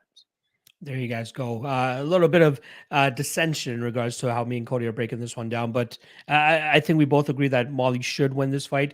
I think the line is just a little bit too crazy at this point in time. All right, let us move on to the next fight. We got 4 fights left on this 14-fight card, next of which is another light heavyweight fight. We got the return of the Mauler, Alexander Gustafsson. He's going up against Nikita Krylov. In terms of odds, we're looking at minus 205 for Krylov, plus 175 the return on Alexander Gustafsson. I was going back and forth a lot about this fight earlier this week. I did a show with my guy Brandon Olivas, and on that show, I was very hesitant about picking a side. I ended up picking up the Krylov side, and after doing a little bit more work, I ended up flip flopping to the Alexander Gustafsson side. Right? It's just so tough because we just don't know what kind of Gustafsson we're truly going to get. Sure, we can look at his Instagram and see that he's in phenomenal fucking shape, working with Volkan Oezdemir, working with the Hamzat Chimaev, all those guys over at the All-Star gym in Sweden. And I really felt like the big thing here for him is the fact that he's going to have to stay as disciplined as he needs to make 205 pounds, right? He had a little bit of a spare tire in that fight against Fabricio Verdum when he went up to heavyweight and ended up losing that fight. But that was a fight where it looked like he was really just trying to get himself going. He just kept bouncing around and just was waiting for that groove to eventually hit. To me, it didn't look like it ended up hitting. And before he knew it, he made one minor slip up. Fabricio Verdum ends up getting his back and then eventually getting that armbar and getting him out of there. But like, Gustafsson's been fighting at a pretty high level over his last several fights. And we got to continuously like remind ourselves to look at that, to be like, okay, he might be washed. And a lot of people's last image of him is getting submitted by Fabricio Verdum. But like, he lost to Anthony Smith before that, 4th round submission loss there. But like, that was a somewhat competitive fight. He lost the first 2 rounds, but he did win that 3rd round, but ended up, giving it up in that 4th round and losing to Smith there. Like I said, via rear naked choke. But even the fight before that, it was only 3 fights ago that he fought John Jones, right? He just hasn't been that active. That's the main issue here. Krylov is the perfect barometer to let us know where Gustafsson is still at. Right? Krylov is that guy that's like that middling top 10 guy in a sense that he's likely will never get past that top 10 mark, but he'll probably just stay just hovering around that spot. If Gustafsson can't get past that kind of guy, then I'm officially down to write him off and be like, all right, he's past his prime, he's past his time. He's at 35 years old, with which me and you, Cody, know, like at light heavyweight and heavyweight, you can get away with being in your mid 30s and your late 30s. This is the spot where Gustafsson needs to show that he still has what it takes to compete at a high level. If he can't get past this one, I think he should truly hang up the gloves. But I think his footwork, if he can even get 70% of it back of what he used to, he should be able to work well here. His takedown defense should be able to hold up against this newfound game plan that Krylov seems to have, which is take guys to the ground and just smother them, even if their name is fucking Paul Craig, and that is the only way Paul Craig can win. That's the way that Krylov looks to take his fights now. If he can land multiple takedowns against Gustafsson and control him, he should win this fight. But I think Gustafsson will do a good enough job with his takedown defense and then just use his footwork, use his combinations to get the better of Krylov. I wouldn't even be surprised if he lands a big shot to put Krylov down and out, but I do think he can do enough to, dance his way to a victory here, outpointing Krylov from the outside, winning via decision at plus 400. I don't mind that. For me, this is more so just a sit back and watch what kind of Mauler we're getting. Sit back and watch what kind of Gustafsson we're getting so that we can bet him or bet against him if he continues his fighting career after Saturday night. So I'll go Gustafsson by decision. What about yourself? Am I giving Gustafsson the benefit of the doubt too much here? Well, listen, we got to jump into the unknown because we just don't know. The guy's been off for a while. He's coming back down to light heavyweight. He's been injured. He's been, this and that. But he's only 35 years old for a light heavyweight. It's not, super old. It's not as if you're, a 35-year-old flyweight or bantamweight where speed's everything. Like, I don't think he's completely shop worn. It's that the amount of damage he's had. Like, he's had wars in the octagon. The first fight with John Jones, the fight with Daniel Cormier, the knockout loss to Anthony Johnson, which definitely took something out of him. Because it was like a double knockout. He got headbutted and then got KO'd. So it was like, oof. Yeah, I think maybe some time off would probably be good for him, refresh the batteries. But this is all just speculation, like what he been up to. But here's my theory. It's more theory than anything else.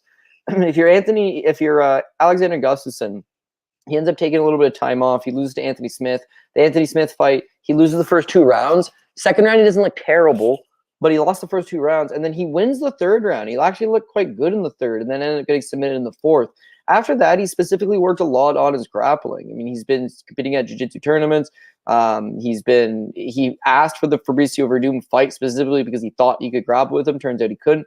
But even in his time away, he's been grappling a lot. Now he's working with, and you mentioned it earlier, Khamzat Chimaev, and they've been working together a while, for about a year now. Like, I think wrestling and grappling is probably going to be an element of his game.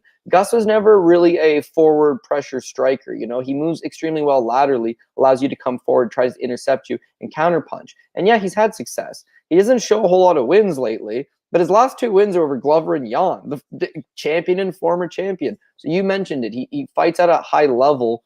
Maybe we can give him a bit of a break. The way I see it going with Nikita Krylov is I think Alexander Gustafsson's durable enough to not get KO'd in the first round by Krylov and to not get submitted in the first round by Krylov. And then the longer that he can push this fight, I think it plays out towards him. He's big, he's strong, he's physical. He's been working a lot on his wrestling and his grappling. Whereas you can't use it against a heavyweight Fabricio Verdum, he could actually make very good use of it against Nikita Krylov. Krylov's a fine talent. His problem is that he's bang or bust with his finishes. He either beats you by finish, all of them, you know, and Herman, Stefan Bakic, Maro Parak, Emmanuel Newton, Fabio Maldonado, Oven St. Preux. They're all quick finishes, right? Look at the fights that stretch beyond that. He gassed out versus Jan Blachowicz. He got submitted. He gassed out versus Glover Teixeira, got taken down in the 3rd round, got beat handily in the 3rd round. The Magomed Ankalaev fight, Ankalaev played with his food in the first, decides in the 2nd and the 3rd just to take him down, and puts a beating on him, especially in the 3rd round, where it's like Krylov had nowhere to go. The Paul Craig fight, he started off awesome. Did he just get caught clean in a triangle, or did he punch himself out 3.5 minutes into that fight by trying to take Paul Craig out? I think a bit of both, to be perfectly honest with you. Cardio's not that good. He's a fast starter. So I think against Gus, he'll probably have a fast start. He'll come out, he'll look to set up some head kicks, which, by the way, are not very easy on a guy that's 6'5" like Alexander Gustafsson, guy that moves laterally, guy that's moving around. It's going to be hard to find the target. But at some point, Krylov's either going to tire, or get lazy, or make a mistake. I think Gustafsson's going to take him down. When he does get on top, probably just coasts for a decision. Could hit a submission, but I'm not that greasy. If I'm going to hit an underdog pick, I'd rather just hit the money line. This is a prop show, so maybe that Gustafsson by decision. But like, if you want to get greasy with it and have like some, because I'm sure the prop would have to be huge to even consider it. But yeah, Krylov I think is going to be spending time on his back and he's going to tire out. I like it. I like the conviction there as well too. All right, let us move on to the next fight here, where we're going to be looking at a it is a lightweight fight. Sorry, big hype train coming through here. We got Paddy the Batty Pimblett taking on Jordan Leavitt. In terms of odds, we're looking at minus 255 for Paddy Pimblett, plus 215 for Jordan Leavitt. Interesting fight in regards to Paddy just getting his way in terms of the matchmaking, right? I remember once upon a time he had a matchup that was supposed to come to fruition with Jared Gordon, and quickly thereafter they're just like, nah, let's move on. Let's get Jordan Leavitt. Or actually, I think it was Kazula Vargas that stepped in eventually. That was back in March. Obviously gets the big win there, and now he's getting Jordan Leavitt, where I'm just trying to figure out where the hell Jordan Leavitt, wins this fight other than his jiu-jitsu. But like, it's not like he has a great wrestling game. It's not like he has a great striking game. His striking game is pretty much just throwing it out there to remain active and put some output like he did in the Trey Ogden fight.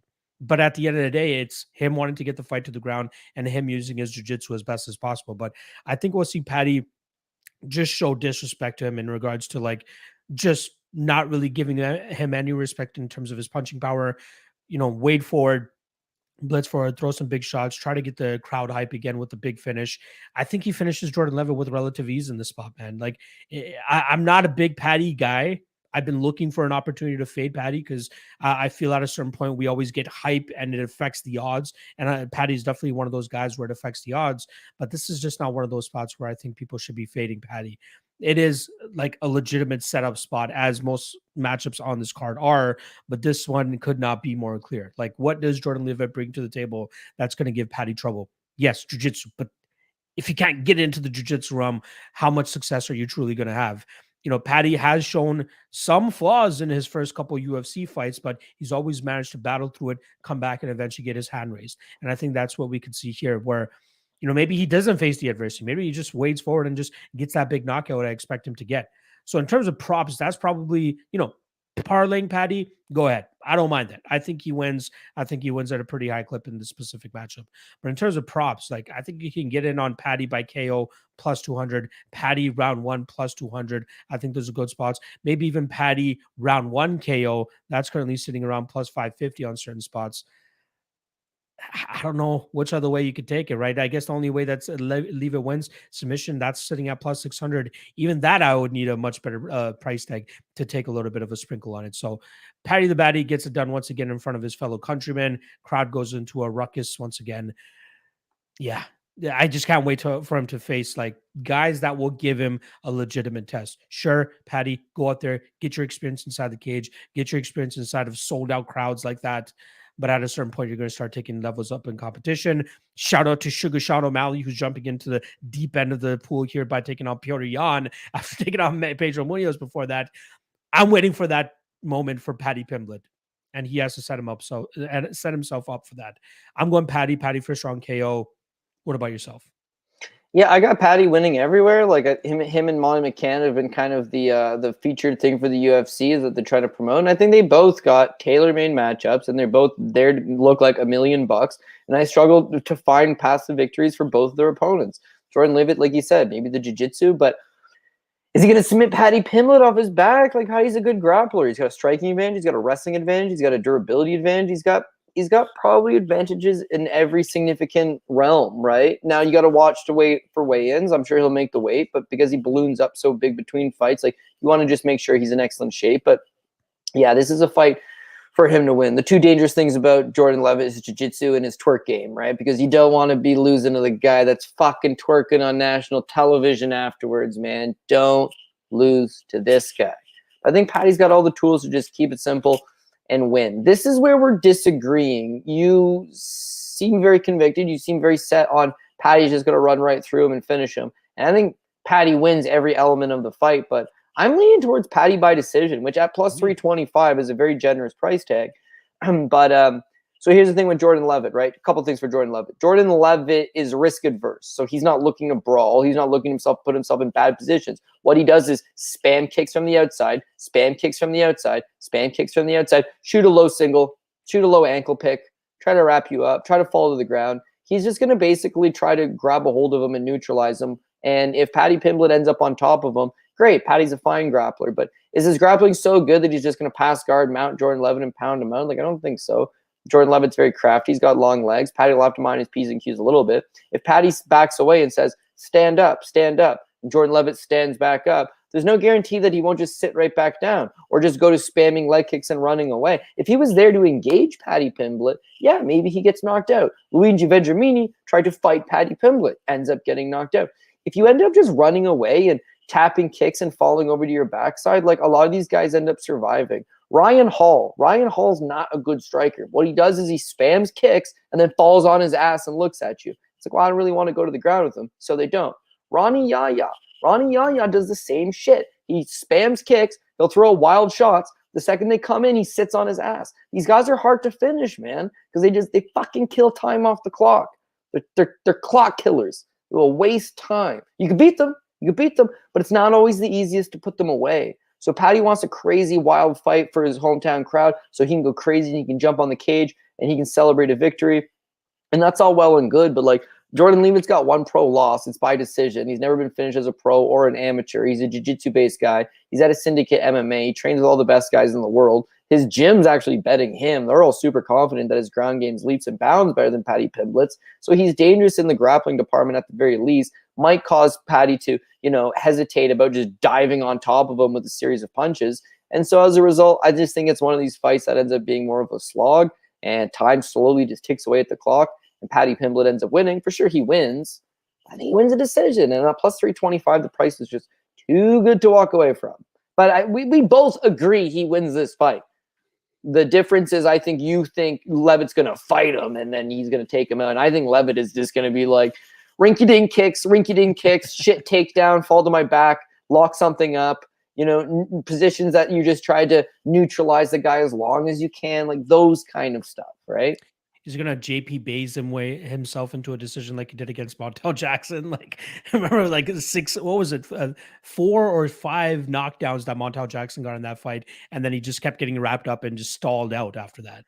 Yeah, you know what? So because I had Emily Ducote last week on the prop show by decision at plus 165, right? So first round, I'm like, oh, shit's looking pretty good. Second round, I'm like, I'm feeling pretty good about this, but you can tell that the leg's starting to give out on Panay. And then the third round, she hobbles her right away with the leg kick. Like a minute into the third. You watched the fight, obviously, right? Yeah. Minute in, she hobbles her. It's like, I'm done. I got 4 minutes of one-legged Jessica Penne. What ends up happening, though, is Dakota, who's fought a very organic game plan to this point, a couple punches, and with the kick, is now sees tunnel vision. So she's like, the leg. So now she doesn't throw anything other than leg kicks and comes forward. And Penne starts landing good right hands because it's like you completely change your entire game to like, at first I was just throwing leg kicks, landing leg kicks. And then the second that you're like, their leg's done, it's like you stop throwing your 1-2. You stop trying to set up the right hand. You stop trying to bait them in to the right roundhouse kick by setting up the left hook. Like you forget everything else. You're just like, I need to kick the leg. I need to kick the leg. I need to kick the leg. You get away from what you do best, right? So it's not as easy as just like, oh, the person's hurt, I'm going to pound. Sometimes it's like you need to take your time. These grapplers, a lot of these high-level grappler guys, and I'm not saying Leavitt's super high level. I really don't think he's all that high level, but it's like they've got a knack for just like falling to their backside to get out of danger. And then if you follow them to the ground, then they'll just jiu-jitsu is a defensive art, really, at the end of the day. That's like white belt 101. When you get there, it's like defend, save yourself. If you call the cops burglars in your house, this is what jiu-jitsu is to me. That's why I took jiu-jitsu for like 6 years. I took it, but it was never about need to go to a competition and choke somebody out. As if I call the cops, some dude broke into my house, and I'm like, yo, help. And the cops are like, we'll be there in 20 minutes. Could you survive for 20 minutes with an unarmed assailant in your house? What if he just got on top of you? Could you survive for 20 minutes? Fuck, man, that's a hell of a prospect, right? But it's all about, I don't have to choke this guy, this burglar out. I just need to wrap him up and hold him for 20 minutes, which is difficult. Ask Anthony Smith. Not exactly the easiest thing to do, especially his burglar was smoked some crystal meth, and the dude was a 2-time state placer in high school. So it's like, it's a fucking hell of a burglar to break into your house. But yeah, I think it's defensive. It's just kill time. And I think that is what's going to lead to this decision for Paddy Pimblett, is the defensiveness of it. Yeah, it is going to be interesting to see if he can finagle his way to that judges scorecard. But I think with the heat that we're going to be seeing from Paddy and the energy of the crowd and all that, it should hopefully will his way to a KO victory. But we shall see. All right, let us move on to the next fight here. This is the co-main event, and we got a interesting middleweight scrap here between Jack the Joker Hermansson, who I'm seeing -105 now on, but we'll call this a pick'em fight. He's going up against Cody's boy Chris, the Action Man Curtis. Interesting fight here. And toughest test of Chris Curtis's short UFC career, especially taking all of these fights on short notice up a weight class. Eventually it's going to come, bite him in the butt. And I think it's going to be this weekend where Jack Hermansson, being the bigger guy here, will likely have, obviously the size, the reach advantage, but I do think it's going to come down to his wrestling chops, which will allow him to get the win here. Now it's interesting, right? Because comes into the UFC plus 280 underdog to Phil Hawes, takes a shit kicking for about 2 minutes, and then eventually turns it around and finishes Phil Hawes that night. Then the next fight comes in as another plus 260 underdog against Brendan Allen, survives that first round, eventually finishes him in that second round, gets him out of there. Then the odds makers finally start to give him a little bit of respect, right? Make him a pick'em line against Rodolfo Vieira. And, we know Vieira, very sketchy wrestling game, which is why he went 0 for 20 on takedown attempts that night. And we saw Chris Curtis keep it up, upright. And that's obviously where he had the advantage, where he could outstrike Vieira and get his hand raised that way. But I always confuse Dawkins and Allen for some reason, but Allen and Hawes are very flaky fighters in my opinion, right? Cardio issues more often than not, especially for the Phil Hawes side. Brendan Allen, he never really fights to being a -350. Even in his last fight against Jacob Malkoun, big favorite, sketchy decision there, right? Jacob Malkoun had some decent spots of his own. There could have been an argument that he ended up winning that fight as well. Here against Jack Hermansson, though, Jack's been fighting the top of the top over the last couple fights now. And, I know he's on a 1-2 run in his last 3 fights. Both those losses coming to Marvin Vettori and Sean Strickland in main event slots. He did manage to sandwich in a victory over Edmund Shabazian, where he picked it up in rounds 2 and 3 and really started to take over there. But I do think that this is a perfectly tailor-made matchup for him to go out there and showcase why he was, a -280 favorite against Jared Cannonier before he ended up getting nuked in that second round. I get it. Chris Curtis has power as well, but I think with the the size disparity that he's going to be dealing with here, I don't think that power is going to translate over against a guy like Jack Hermansson, specifically Jack Hermansson.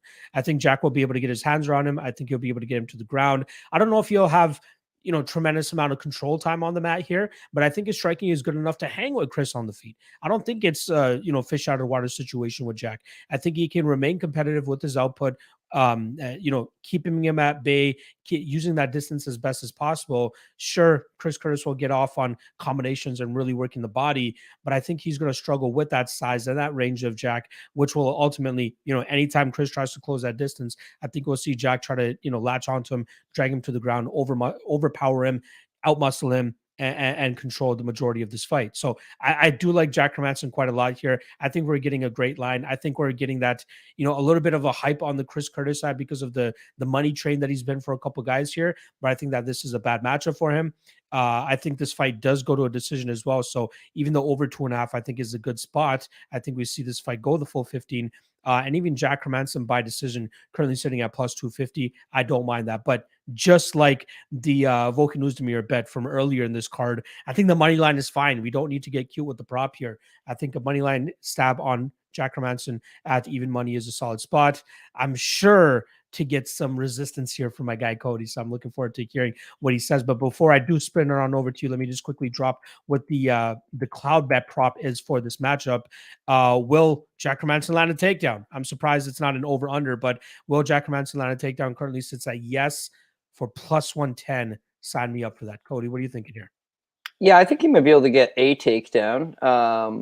But yeah, I mean, listen, if it's going to be win or die by the takedown with Jack Hermansson, he's got 30% takedown accuracy in the UFC. He's not exactly like a super potent wrestler. Went 0 for 8 against Sean Strickland. You know, 3 for 6 against Edmund Shabazian after Shabazian gassed. In the first round, he couldn't take him down, and as a result, he got boxed up in the first round. This guy's not a good striker. He shows volume. He shows big numbers. But those are all in 4th and 5th rounds. Against Sean Strickland, he landed like 75 or 80 strikes in the 4th and 5th. Those are off the table here, right? This is only a 3-round fight. In his fight with Jacare Souza, all of his numbers came in the 4th and 5th round. His fight with Marvin Vettori, all of his volume came in the 4th and 5th round. In a 3-round fight, expect him to maybe average 60 significant strikes, maybe a couple takedowns sprinkled in the mix. It's not enough. Action Man's got excellent hips. He's tough and good takedowns. You know, Phil Hawes, excellent wrestler. Phil Hawes never really committed, like never really shot through any of those takedowns. A lot of them are feints, but still, I mean, you know, 0 for 3 technically by the numbers. But the Brendan Allen takedown, he hoisted him up in the air, slams him down. Action Man right back up, you know, to take on Vieira and go, 20 takedowns, stuff all of them, end up on top on a couple of occasions. All impressive stuff. Again, Hermansson's not wrestling at an elite level. Here's the other thing to me, right, on a personal level. This is Jack Hermansson, the guys that he fights. Brad Scott, not a power puncher. Talis Blaydes, old-timey grappler. Jared Mearshart, grappler. Dave Branch, old-timey grappler. Jacare Souza, old-timey grappler. Kelvin Gastelum, welterweight. Edmund Shabazian, young kid that actually beat him up for the first round. He's been fighting a whole lot of old-timey grapplers. Those are the guys he beats. The punchers, like, well, Jared Cannonier and Thiago Santos, they got power. They both knock him out relatively easy. The guys that can strike, Marvin Vettori, Sean Strickland, well, they both outstruck him fairly easily. He's not striking with elite level guys. He's not wrestling with elite level guys. He's good at beating guys that are mediocre in certain departments of the game. This is only a 3-round fight. So yeah, he's got good cardio. I don't expect him to flake and tire out like the other Action Man opponents, but still, I think he's going to get boxed up. Here's another interesting stat for you. So of course, Thiago Santos, huge power. We won't fault him for the knockout loss. Jared Cannonier, huge power. So, you know, you don't fault him for the knockout loss. What about Marvin Vettori? Marvin Vettori's had 13 UFC fights, 8 wins, never knocked out anybody. 1 knockdown in his entire 13 UFC fights. 1 knockdown over Jack Hermansson. Straight left hand down the pipe. Why? Because Marvin Vettori fights as a southpaw. Jack Hermansson doesn't fight particularly well against southpaws. What does Chris Curtis fight as? A southpaw. What's his best weapon? Straight left down the pipe. He's going to fucking catch him at some point and knock him out. I know this is a dangerous fight for Action Man, considering it's at 185 pounds still. It's a top 15 guy. He's fought in main events. He's fought in good guys. You're taking the fight on a couple weeks' notice. You're going all the way to the UK to make it happen. It doesn't matter. It's a fist fight. It's a fist fight, and I got the king of combat. So Action Man, Chris Curtis, whenever you want to give me a plus money associated with this man, I'm going to take it. The thing is I wanted a better KO prop, right? The KO prop's only plus 195, and I tried to take the KO prop against Vieira the last time, but what you saw with Action Man there is he's so concerned about the takedown, he's not looking to swarm, he's looking to counter. Against Jack Hermansson typically does throw a high volume of takedowns, so it's possible that he's going to do the same thing and just try to sprawl and brawl him. If he sprawls and brawls him, then he'll win a decision. But if he wins a decision, it's plus 300. Price tag looks good. It's just, this goes back to, if you're watching the show right now, if you're a handicapper, if you're someone that's looking for information, you do your research, you watch the tape, you do all this stuff, you hear opinions, your brain tells you something, but at the end of the day, you go with what your heart tells you. You go with your own gut opinion. That is your responsibility. My gut, my heart tells me Action Man is touching them lips, baby. Straight left hand right across the middle. Going back to Jack Hermansson in his durability, he got knocked out. He got knocked down by Marvin Vettori. That's a bad look. Knocked out, of course, by Cannonier and Thiago Santos. And then his last fight against Sean Strickland beat him exclusively with the jab, which is another excellent weapon of the Action Man, is that jab. I think the lead hand jab is going to chew him up all night. But beyond that, at the end of the second round, Hermansson decides, you know what, I got to close the distance, and tries to step in. And it's a glancing blow, but he does hit the mat off a counter left hand from Sean Strickland. So, yeah, I think it's going to be there. I think the opening's going to be there, and I think it'll be the last time you get plus money on Action Man against guys that aren't in the top 5 or 10. Interesting. I knew you were going to be going with Chris Curtis in the spot, but you definitely bring up some good points. Obviously, that knockdown to Marvin Vettori is a little bit of a concern, but I do think that also has to do a little bit. He was hurt too, man. If you watch it again, he hits the deck and then he rolls over and takes some ground and pound shots, and it's like Marvin's not a power puncher. The other thing with Chris Curtis is he works the body a lot, right? So eventually you're like, why am I shitting blood? I can see it running down my leg, but like there's nothing I can do about it. And then pow, pow, pow, your hands drop and he eats you to the head. So I've always been adamant Chris Curtis is a third round TKO kind of guy, because all the fights I've ever watched him in, all the fights I ever supported him, all the fights we ever booked him in, he routinely would just hand you the opening round, the opening 2 rounds if it was a 5-rounder, and always come on strong late. And then weirdly enough, in his 3 UFC fights, he's got 2 first round knockout. Brendan Allen, again, it was very early, gets another quick finish. And then the Vieira fight, he didn't look good to me, but it was a 6-month layoff. Action Man likes to fight every 2 months. This is Action Man's 8th fight in 16 months. Action Man is completing 4-fight UFC deal is done. He's only been with the promotion for 6 months, right? So yeah, that's when he's at his best. And this is a 1-month turnaround for him. So I think you'll see a better version than you saw in the Vieira fight. And if you do, we're going to be good. And who's his chief sparring partner? Who's his corner man? Who's his boy? Sean Strickland, right? Who has the blueprint on just stay to the outside, jab this guy's face off and stuff his takedowns? Sean Strickland. I think he'll fight a similar game plan. I'm just hoping he puts a little more heat on him than Strickland did. All right, we'll see how it goes down. Big dissension here between me and Cody. I want to put like a fucking. I would say a shoey bet, but again, I don't do shoeys. That's just not me there too. But we have to come up with something for this Prop and Up show that we eventually No, I know. I would do Chewy, but you're not into that. We could do a beard challenge, but I also don't think you're into that. That one might be a religious thing. I don't think you're allowed to. So we'll scrap that one altogether. But yeah, we need some type of gimmick for at least. We'll figure it out. Maybe people in the comment section can drop some suggestions for us. Drop it in the comment section after the podcast wraps up, so we can see it after the fact. And we'll see. I am going to send you a CJ MMA shirt. You are going to send me an MMA Lock of the Night shirt, and I'll wear it on the Dogger Pass podcast if I lose, and you gotta wear my shirt and whatever grade. I'll do it the whole week of my. Yeah, there you go. I'll be cool with that. Do you have a CJ MMA shirt, by the way? I got Mixed Martial Madness shirts actually, but I just haven't had time. I know they're sick. They're actually nice shirts too. But I give you one of those all day. But yeah, and I'm sure people always ask for Dogger Pass shirts, and people always ask for various different things, and I should totally do it, but just so busy. But that's why I always preach your game. You got the Mad Hustle going, because you'll do merchandising, and you'll do fan questions, and you'll do contests, and that stuff. It's easy to turn a microphone on and a camera and do a video and send it to somebody else to upload, which is what I'm doing right now. I don't gotta do shit. You're doing everything. But it's the extracurriculars. It's the getting people's email addresses and mailing addresses and following up stuff and sending out newsletters and sending up updates and writing back every single DM you got. And that takes a whole different hustle, right? So what I need It's a to do grind. is partner with a guy like you, which is essentially what we're doing right now. But I need the yin to my yang. I'm more of a yang kind of guy. I need a little yin. You know what I'm saying? It's all good. No worries. No worries. Again, I'm looking forward to seeing what the comment section looks like after this and seeing what people suggest. I already see somebody with outrageous one saying loser has to buy the other a new car and house. Yeah, we'll see about that. I ain't on that Cody Saftik payroll yet, but we'll see how it goes. Well, All right. even nowadays, a house, like, it would have to be a house for ants because, because like, in our area, the Crazy. world, I guess, it doesn't matter what area you live in, Yeah. like, shit is nuts. Insane. All right, let us move on to the main event now. But shout out to the 240 live viewers that we currently have. Definitely upped it from the last time that we got. We keep breaking that barrier and breaking that record of what the ceiling could be for live viewers here, because I truly think we found a perfect time slot to do so. We appreciate every single one of you, even some of the ignorant motherfuckers in the live chat. I see you. It's all good. We appreciate you guys taking your time out of your day to look at us on your screen. So we really appreciate that. Make sure if you guys do fuck with us, if you guys do support us, make sure you guys hit that like and subscribe. Show the all-star you guys appreciate us on their channel. Obviously, quick shout out again to betonline.ag for sponsoring the show. One of the best sports books on the planet in terms of mixed martial arts. So if you guys want to sign up with them, they'll give you a 50% welcome bonus as well. Check that in the description below. And then obviously check out Cloudbet, which obviously has a special prop bet on this upcoming fight that we're going to be talking about. So I'll talk about that very shortly. But if you want to take advantage of Cloudbet as well, link is in the description below. Great crypto sports book as well. All right, Cody, main event time. We got the toughest test that Tom Aspinall has yet to face.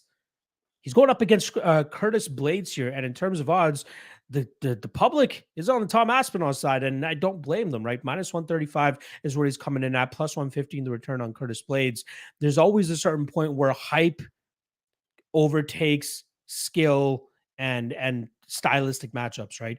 Because if I get it, Tom Aspinall's looked great. He's finishing guys, and I was big on the Alexander Volkov train last time around, and he shut me up pretty quick. I wasn't expecting those types of takedowns coming from him. The way he timed them, it all looked very good. I expected Volkov to be able to control the distance a little bit better.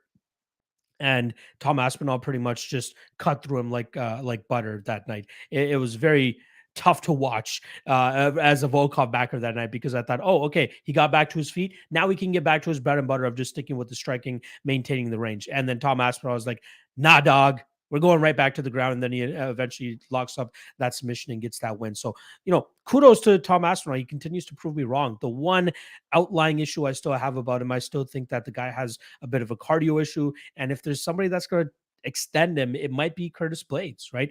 As long as he can stay away from the power of Tom Aspinall, he should be able to get his hands around him, probably drags him to the ground. And then from there, he should be able to assert that wrestling dominance that Curtis Blaydes is known for. The only two guys to put away Curtis Blaydes, the heaviest hitters the UFC has ever seen inside the cage, Derek Lewis and Francis Ngannou.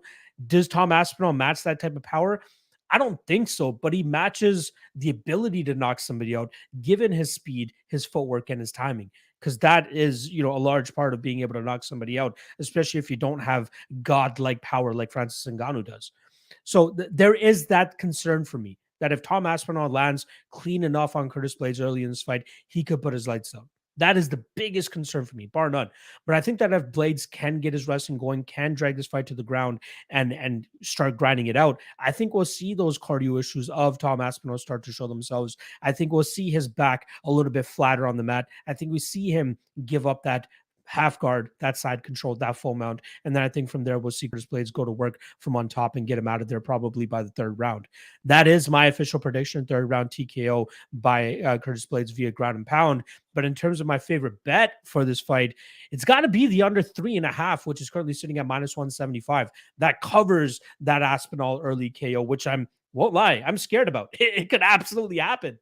But I do think it's ultimately going to be Blaydes that drags him into this fight, deeper into this fight, I should say, and then possibly gets him out of there even before we see that fourth bell go off here. So give me the under 3.5. Prediction is Curtis Blaydes, but Aspinall burned me way too much that I am not officially betting against him here, but I'm kind of betting on him and against him with this under 3.5 bet. So That would be my favorite prop. Curtis Blaydes also inside the distance. Sorry, by TKO sits at plus 215. But again, cover both sides, take the under, and we should cash regardless of the outcome.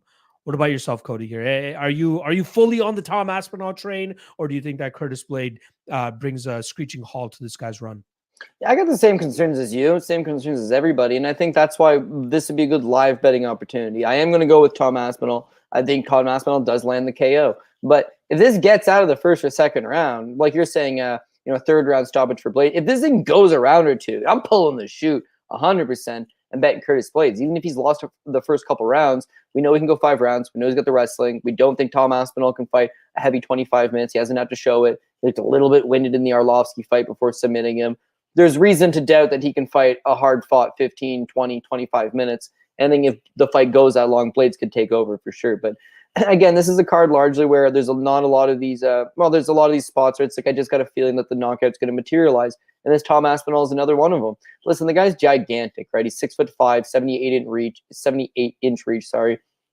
With Blaydes generally fights, big boys. He's always fought big guys, but he uses a lot of his own size and his own length to keep guys at bay. Now, of course, we know he's got the wrestling, right? The guy's got excellent wrestling, and he can take you down. Here's the problem with his wrestling for the most part, is that he doesn't have a ton of top control. Like, he took down Alexander Volkov 14 times, but the reason why he had to take him so many times was Volkov's eventually just getting back up. In the 5th round, Blaydes is actually tired from shooting that many takedowns. So for Tom Aspinall, we know he can box, former Tyson Fury sparring partner. I think he won pro fight, but could have been a pro boxer. Guy's got great hands, but he's actually a BJJ black belt. His father is a high-level BJJ black belt, one of the first in the UK. And the guy's very good on the ground. So even if he does get taken down by Blaydes, I think he's good enough to neutralize a lot of positions and work his way back up. But he's got to get his hands going. So as much as I think he could knock him out, I need Blaydes to fight a foolish game plan, and I think he will. And that's the reason I end up going with Tom Aspinall. If you look at Blaydes 3 fights back, he's fighting Derek Lewis. Okay, so how are you going to approach a fight with Derek Lewis? Well, one would have to assume you're just going to take him down, right? I mean, he shows about a 55% career takedown defense. Everybody who's wanted to take Derek Lewis down has taken Derek Lewis down. And of course, why would anybody in the right mind want to stand in front and strike with Derek Lewis, right? But Curtis Blaydes goes 0 for 3 on takedowns in that fight. Doesn't really overly commit to anything. Instead, is cool with just staying to the outside and jabbing. Wins the first round doing it. Second round, Derek Lewis steps right through the fire and smashes him, right? But it's Derek Lewis and he has big power. No, it was a bad game plan from Curtis Blaydes to stand with him. You should have tried to wrestle more. It's Derek Lewis. You mean to tell me you couldn't have taken him down? 0 for 3, decided to stand, got knocked out. Now that last fight with Chris Daukaus, All-Star gave us a prop, and it was over 4.5 or 5.5 takedowns for Curtis Blaydes, right? It's the first time in his career where he shot 0. He shot no takedowns against Chris Daukaus. Instead, he went out there and threw hands. And Daukaus misses, but he misses by inches. He's getting entirely too close. And then Curtis Blaydes ends up countering him in the second round, knocking him out. Big knockout win. Grabs the mic afterwards and was like, bet y'all didn't think I could do that. You thought I was going to wrestle. You thought I was going to It's like, you're going to get yourself fucked up here pretty soon, homie, because the guys that have beaten you, Derek Lewis, Francis Ngannou, the big power punchers, you don't want to stand with them. Your game is wrestling. He gets away from it. He tried to stand with Lewis. He got knocked out. He stood with Daukaus. It worked out. Now he's going to come in against Tom Aspinall, and I got a feeling that, you fall in love with your hands. Oh, I got a knockout of the night last time, 50K bonus. So that was way more fun than when they booed me against Yarazino Rosenstruck because I lied on top of him for 15 minutes. Ooh, I don't like getting booed. I like knocking guys out. So now you go in, and the crowd's nuts, and it's live, and it's like, I'm going to stand and bang. It's like, it's not the move. It's not the move. But I think he's going to do it. And the last thing I want to say, because, you're in the know, so maybe you can help me understand this one. Curtis Blaydes on record this week saying, the UFC doubled my pay because I'm taking this fight on short notice. But why is the fight on short notice? Because Tom Aspinall was never booked to fight anybody else on this card. He was booked to fight on this card. So if Tom Aspinall has been trained to fight specifically on this date for X amount of time, and yet Curtis Blaydes, the only opponent offered up to him, the only opponent made official, said the UFC had to double his money because he's taking the fight on short notice. So what kind of shape is he in? Right? Is he going to push 25 minutes hard? Is his wrestling on point? Is he showing up just to throw hands? Is he compromised? Is this a setup from the UFC to get their next big action star over? Like, greasy, my man, greasy. But yeah, I would. I'm not stupid enough that I would hedge out. If my tickets at the end of the night were looking like deep, I don't think I'll put Tom Aspinall on my top ticket regardless. But let's say he was on my third line, the top two hit, the one below, two lines below were still in action. I could hedge out. I would hedge out. It's a hedgeable main event for sure. Live betting opportunity, definitely looking for a live betting opportunity. Close fight for sure. But you got to end up on one side of it. I think Tommy Aspinall is going to clip him. So give me Aspinall by knockout, which is plus 155. Well, just one slight rebuttal I just want to give in Yep. regards to Curtis Blaydes' performance against Derek Lewis. It seemed like in that fight, he was just using the striking to kind of just wait to eventually shoot that takedown. Like, I don't think he wanted to rush it and then run into a strike. And I think he did very good doing so, right? He was chopping up Derek Lewis from the outside. He was actually winning that fight in the striking just by touching him up from the outside and staying safe at distance. And then in the second round, it seemed like he forced the takedown, which ultimately got him knocked out. Like, he's like, okay, now I got to take him down. Now I'm not going to stand with the power. And then he just shot on the wrong side, and it was right on the power side of Derek Lewis, got hit with an uppercut and got put out. That's what it was, in my opinion. I don't think it was more so like he should have wrestled. I think it was a decent game plan to just chop away at Derek Lewis. And if I was him, seeing how much success he had in that first round, stick with it. Keep your kicks, keep Derek Lewis at distance. Anytime he tries to move forward and try to blitz at you, put that kick out there and touch him in the belly, keep him on the distance, and then just keep pitter-pattering him away with his striking on the outside. That's the issue I think he had, was he felt like he needed to force that takedown in the second round, which is ultimately why he ended up getting knocked out. I remember that clear as day because I had money on the Blaydes inside the distance there. And I'm like, all right, you just stay on the outside. You're just going to eventually gas Derek Lewis out from just chopping away at him, and then you'll be able to get him out of there. But he just felt that need to get that takedown. I think that was ultimately his demise. His reasoning behind striking with Chris Daukaus, I'm not sure. I felt like the takedown could have came a lot easier against Chris Daukaus because I don't think Daukaus has as much power as Derek Lewis, but it ended up working out for him. Hopefully he doesn't bring that same confidence here against Tom Aspinall, because I think he would get starched if he goes out there and tries to strike with him as well. I just don't think he's fast enough. I think Tom Aspinall will be able to close that distance and land on that chin of his, which is why, like, I am picking Blaydes from a betting perspective because of the underdog money on a talent like that. And I think is just phenomenal.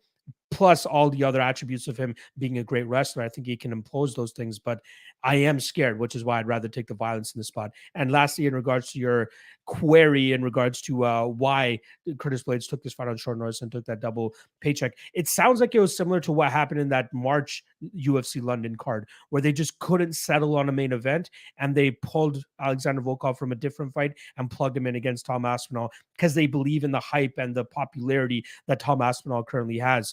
I think that they were probably trying to do Darren Till as Jack Manson as the main event, but still felt like the card was, lacking in a sense, and then decided to add Aspinall. And I'm surprised that Blaydes is willing to risk it at this point, taking the double paycheck and flying across the world to have this fight. But like, there are legitimate questions about Tom Aspinall still that maybe Curtis Blaydes could find the answers to, whether it's pro or for against his way of winning this fight. So yeah, very interesting main event. A lot to dissect. You are on the Tom Aspinall side. I'm on the Curtis Blaydes side, but I am going to kind of hedge out on that in terms of just taking the under rather than taking Curtis Blaydes as a straight up bet here. Now, let's get into the Cloudbet props, which, one of them actually has to do with this main event, which is why I want to jump into it right here. And then we'll get into our 3 best bets and then we'll wrap this thing up. Let me just share it here with you guys. So obviously, over under takedowns on Curtis Blaydes. It's sat at 4.5. What are you thinking, Cody? Well, I think Aspinall melts him in first or second round, so it's under 4.5 for me. There you go. I would probably agree as well, because I also think that if he gets him down at least 2 or 3 times, he probably ground and pounds and finishes him before he even lands that 4th one as well. Now, this is an interesting and new one that Cloudbet has added. So they're adding a bit of a point system here. So there's the first one is Team Barstool's performance, and you have to get performance points essentially. So a finish is 25 points, a decision is 10 points, and if they don't win at all, it's 0. So they have Team Barstool, which is Molly McCann and Patty Pimblett, over 25.5 or under 25.5 performance points, which basically means if one of them lose, you lose, right? Yeah, What do you think well, I mean, I'm looking at the over because I think both of them win. In that, you think Paddy Pimblett's going to get an easy stoppage, and I think Molly McCann could get a stoppage. But yeah, no, the picks I gave out on this card or on the show, and I'm going to stick by them, was I took both of them by decision, which hits me at the under, right? So I would go the under. It doesn't look pretty, it doesn't look sexy, but yeah, I would think I would take the under for that performance. There you go. Under 22.5 cashes you, or sorry, 25.5 cashes you plus 110. Now the same thing, but with Team Great Britain. There's 9 fighters that are representing Great Britain here, and they've set it at 133.5. I wish they listed the fighters here as well, but we can Yeah, quickly you'd look have at it. you'd have to break it So we down. got Jai Herbert. Jai Okay, Herbert, so let's say Jai Herbert's getting 25. all right, Mohamed Mokaev. I mean, he might get 0, but let's say he gets 10. Let's say he gets 10, you're at 35. Nathaniel Wood. Probably ends up with another 10, 40. Mark Diakiese. Mark Diakiese probably ends up with another 10 if he just goes out the wrestling route. You got 50 points here. Molly McCann. Molly McCann decision, 60 points. Pimblett. Let's be generous and say you're right on this one, right? Well, and that puts you to 85 points. He gets a British. And then Tom Aspinall. Yeah, okay. So if Aspinall melts him, you're still hitting an under on this one, right? And it's going to be a close fight. So yeah, the under looks pretty good on that for sure. So there is 9. I am possibly missing out on 2 Great Britain countries here. Would they consider Wales to be a part of Great Britain? Yeah, Anybody yeah. Wales would definitely be a part of Great Britain, and then I'm trying to Scotland. think of what the last one. Oh, okay, Scotland as well. Yeah. There you go. Paul Craig and Mason Jones. Add those to the total. Yeah, so I think Mason Jones wins, what I believe to be a decision, and then I think Paul Craig loses. So even if you were to add another 10 points from Jones, and even if you got lucky, let's say you went Jay Herbert, Mokaev, I think that one's a decision. Let's say Nathaniel Wood does get the win, you're looking at 50 points there. You got a lot of decisions after that, right? Paddy Pimblett gets one, you're looking at 75, and Aspinall got one, you got 4 finishes right there, and they're going to match up for 100 points. You would still need 4 more fighters to all win decisions. A couple of them lose. This thing ain't hitting, right? So you need almost all of them to win. They almost universally, all 9 of them would need to probably win, and you would need at least 4 finishes within that mix. So a lot easier said than done. But I will say this.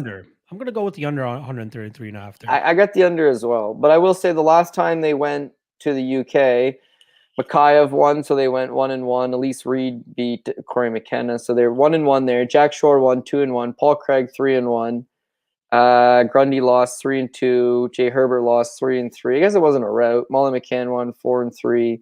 Patty won 5-3. Arnold Allen won 6-3. Tom Aspinall won. They went 7-3 the last time on 10 fights. This is 9 fights. Plausible that they'll go 7-2, right? Yeah. So of those 7 wins, you got 7 decisions. You need 5 decisions, 2 finishes at a bare minimum. I don't know if you get there. I got the under. You got the under. I think the under looks good. I like it. All right. Total takedowns on the card, over under 33.5. We usually get these big numbers for the takedowns, and they don't normally come close at all, right? I remember one of them was over under 26.5 takedowns, and we only got 9 that one time. But we do have a lot of takedown oriented fighters on this card. So where does your math put you here? What are you thinking? Okay, so let's say the Dalby fight versus Claudio produces 2, and Victor Leonardo produces another 1. Nothing of the Jay Herbert. You're looking at 3. Mokaev could get 5, right? Puts you to 8. Makwan Amirkhani versus Jonathan Pearce. There could be 3 aside. It could be 3 guys, 3 for Makwan, 2 for Jonathan Pearce, right? Maybe looking at maybe 13. Nathaniel Wood could run that 13 up to 27 if he felt like it, right? but more than likely, let's say 2. Yeah, let's say 2 is all he needs here. Moves you to 15. Diakiese's in the same boat. He could rack up another 5 and put you to Mason Jones might have a couple takedowns. Volkan's Paul will try and not get them. Molly might rack up some takedowns. I think Gus is. I think that's going to be the game plan. He's going to look to grapple. Jordan Leavitt will die trying, right? Paddy Pimblett might.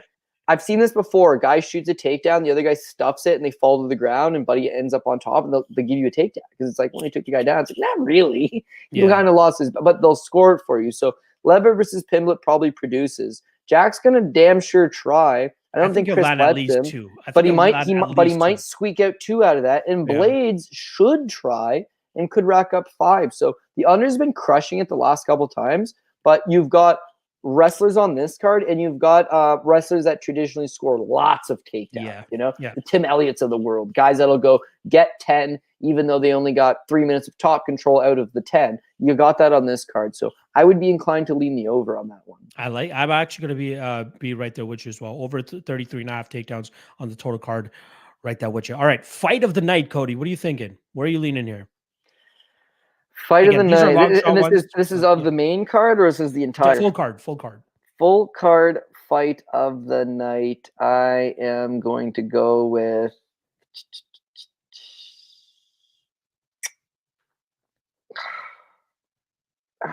like I'm very tempted to take Hannah Goldie versus Molly McCann, because like I know the crowd's gonna be wild, and I know it's just gonna be a sloppy tussle. You know, these girls are just gonna throw down, and the crowd's gonna be drinking, and it's gonna be a good time. Whereas like Blaydes could look to wrestle, Charles Johnson versus Mokaev could be an excellent fight, but nobody ever really gives the flyweights the love. That's a lie. You know what? Last week, Matt Schnell got fight of the night. Yep.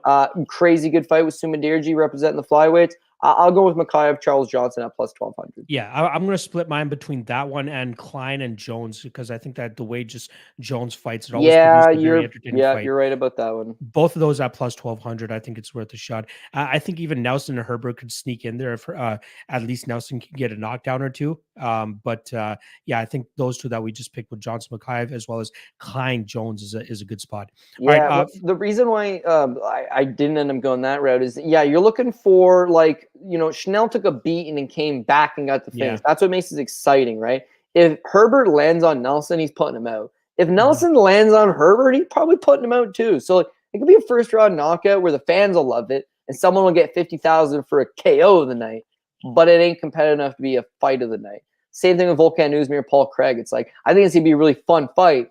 I think Volkan could also just knock him out in the first 3 minutes and that'd be the end of it, right? Like, I need you to go to war. I need you to go back and forth, tit for tat. Makai's a fan favorite, so the crowd will be popping for him. Dana loves slipping these young kids the extra 50 G's because he knows it's big money for them. And, just it's good for the cause, really.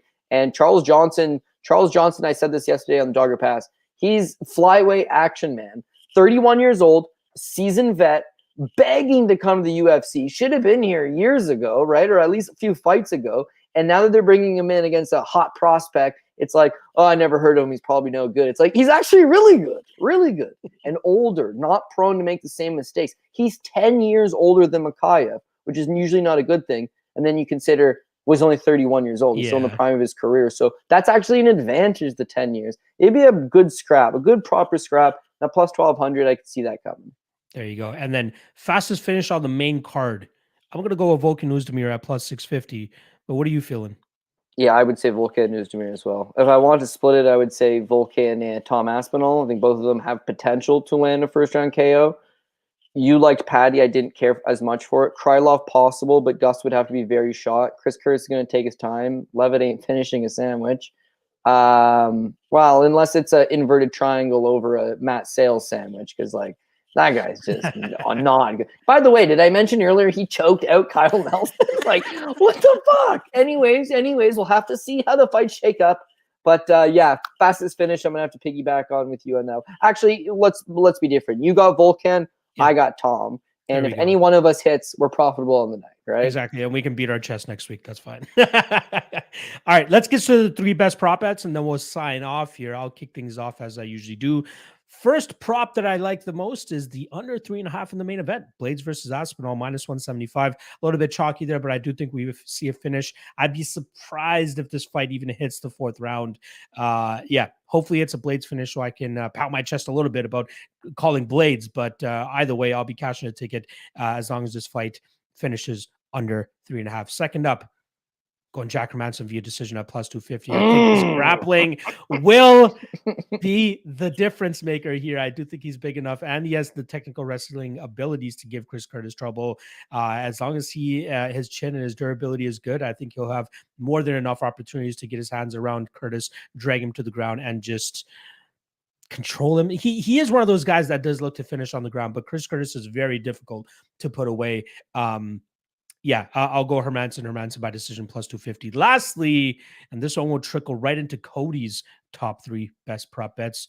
Oezdemir by KO. Again, I don't like picking the same as Cody is sometimes, but usually I come up with my own, and then Cody sends me his, and then I usually try to swap some out if we have more than one that are the same. But I love this one so much because I got a ton of money on Oezdemir this weekend, specifically on that. Well, specifically on his money line, but I do have some sprinkles on his KO line here at plus 130. Do I need to break it down again? We know he has a distinct striking advantage. I know he has the power to do so. If he can find that chin, I think he puts him out. Oezdemir, KO, plus 130. Cody, let's roll it into yours. What are your quick thoughts on Oezdemir by KO, considering it's one of your 3 best prop bets? Yeah, I think he gets it done. I think if you want to get a little bit greedy, you could chase that first round finish prop, which I think is plus 250, which is another good price tag on that. But yeah, I just think Paul Craig knows what he's got to do, and let's drag this fight to the ground. And the higher level you go, eventually your luck's going to run out. Your luck's going to run out. I think Oezdemir is going to be there to capitalize. So you agree, I agree. The only thing I would change to make it different is maybe if I wanted more than the 130, I might be inclined to chase the over, and sorry, the first round KO. Also, you might be able to go like under 1.5 because either Paul Craig snacks something up or Volkan catches him. But I just don't think this thing's going to go that long. Quick shout out to our guy Kieran Armstrong here, joining us from midnight from Scotland. Appreciate the love and support, my friend. Hopefully, I apologize for picking against both of us picking against your guy Paul Craig there, but money is all that matters at the end of the day. Well, I'll have you know, I did pick against Paul Craig, but I at least knew that Scotland was a part of Great Britain. Unlike my man over here. Hey, don't even. Who's the other 2 guys? Who's the other 2 guys? All I'm saying. Screw you. Nah, Screw you, Cody. A little bit better at geography than me. I'm kidding. All right, get into your next one. Yeah, we're gonna go Nicholas Dalby. It felt like we talked like that fight with ages ago. It was like 3 hours. Dalby by decision. Listen, I mean, with Claudio Silva, it's rinse and repeat. The guy's gonna get tired. He's gonna flop to his back. Similar to guys, Jordan Leavitt. I think he's risk adverse. Like once he flops to his back, he's not gonna get finished. He's just not gonna put himself in harm's way. That'll kill time off the clock. And eventually we're going to hit that Dalby plus 155. Rounding things up, let's take a shot on here. Paddy Pimblett plus 375 by decision. I think Paddy Pimblett has his way anything he wants. It goes back to that style of jiu-jitsu. These guys are risk adverse. They're looking to just take their time. I felt really good about this one until I talked to my boy Manpreet Jahaz, who's trying to tell me that Paddy Pimblett is Shavkat Rakhmonov, and I've got no chance of making it 15 minutes. But, I'm hoping we're both right. Paddy wins this fight easy. I'm hoping he's a tad bit wrong. Paddy just dominates for a 30-26 for all I care. 30-25 for all I care. Just survive the decision, Jordan Leavitt, and then a plus 375 for Paddy Pimblett by decision would be a very, very nice. There you guys go. Top 3 best prop bets for UFC London from me and Cody. Hope you guys enjoyed the 2 hours and 15 minutes that we went for you guys here, breaking down this 14 fight card. Cody, I'll swing it on over to you one last time before we sign off here. Anything you want to say to the fans? You know what? I won't waste your time. I'm gonna end this, and then Bellator preview, baby. This is a good looking Bellator card because it's got tons of parlay material, and honestly, it's a good looking card. So I'll break it down. I think I sniffed out 2 pie shitters. If we can avoid them, use the key pieces. This UFC's got 14 fights. Use the key pieces. I got to work KSW at Fight Network on Saturday, so I'll be at the office during the UFC because UFC starts at 12, KSW starts at 1. There's so much MMA going on this weekend. We can really tailor-made the nice plays, the good parlays, the juicy props. So you know what? It felt like we talked about Dalby a long time ago, but it hasn't feel like you and I have been talking a while. It's always my pleasure, my friend. So hit me up on Twitter at CJ Saptic if you need anything. Other than that, hit Manpreet out. He could definitely deliver the message to me. And yeah, man, looking forward. This would be a good bounce back weekend for us, I think. There you guys go. I know a lot of people asking about Cody's PRP for Bellator. I'm sure he's going to post that as soon as he's done his Bellator research. So make sure you guys keep an eye on his Twitter account. Once again, that's at CJ Saptic. And for myself, I'll be back tomorrow for the Ultimate Win Show. Like somebody has been saying in the comment section with my guy, Uncle Weezy. It's been too long since I've spoken to him. So if you guys want to hear me and Uncle Weezy break the fights down, it'll likely be tomorrow at 5 p.m. Eastern. Ceremonial weigh-ins go down at noon Eastern tomorrow. And I believe official weigh-ins start at 5 a.m. tomorrow morning, less than 12 hours from now, for anybody that wants to stay up and watch those as well. So keep that in mind. All right. On behalf of myself and Cody, we really appreciate everybody banging with us on this Thursday afternoon, almost Thursday evening now. 220 of you guys still with us. Make sure you guys hit that like and subscribe if you haven't already. And we will see you guys again next week for the big UFC 277 card headlined by 2 title fights. Can't wait to break it down with Cody and can't wait to break it down for all of you guys as well. Hopefully we can hit 300 live viewers next week. That's the goal we're going to be setting for ourselves to continue this growing on a week-to-week basis. And lastly, make sure as soon as this wraps up, drop some punishments that me and Cody can have for each other in case we ever have bets against each other, like that we feel convicted about, right? Hermansson versus Curtis would be a great one to do it for. But drop some punishments in the comment section below this video and let us know what you guys want us to do. I'm not a Shui Vasa guy. I'm not doing that stuff. Give us some other more original ideas and we'll look to try to bring those to fruition. All right. Appreciate you guys. Good luck on your bets this weekend. And we'll see you guys again next week. War Volkan Oezdemir. Let's go.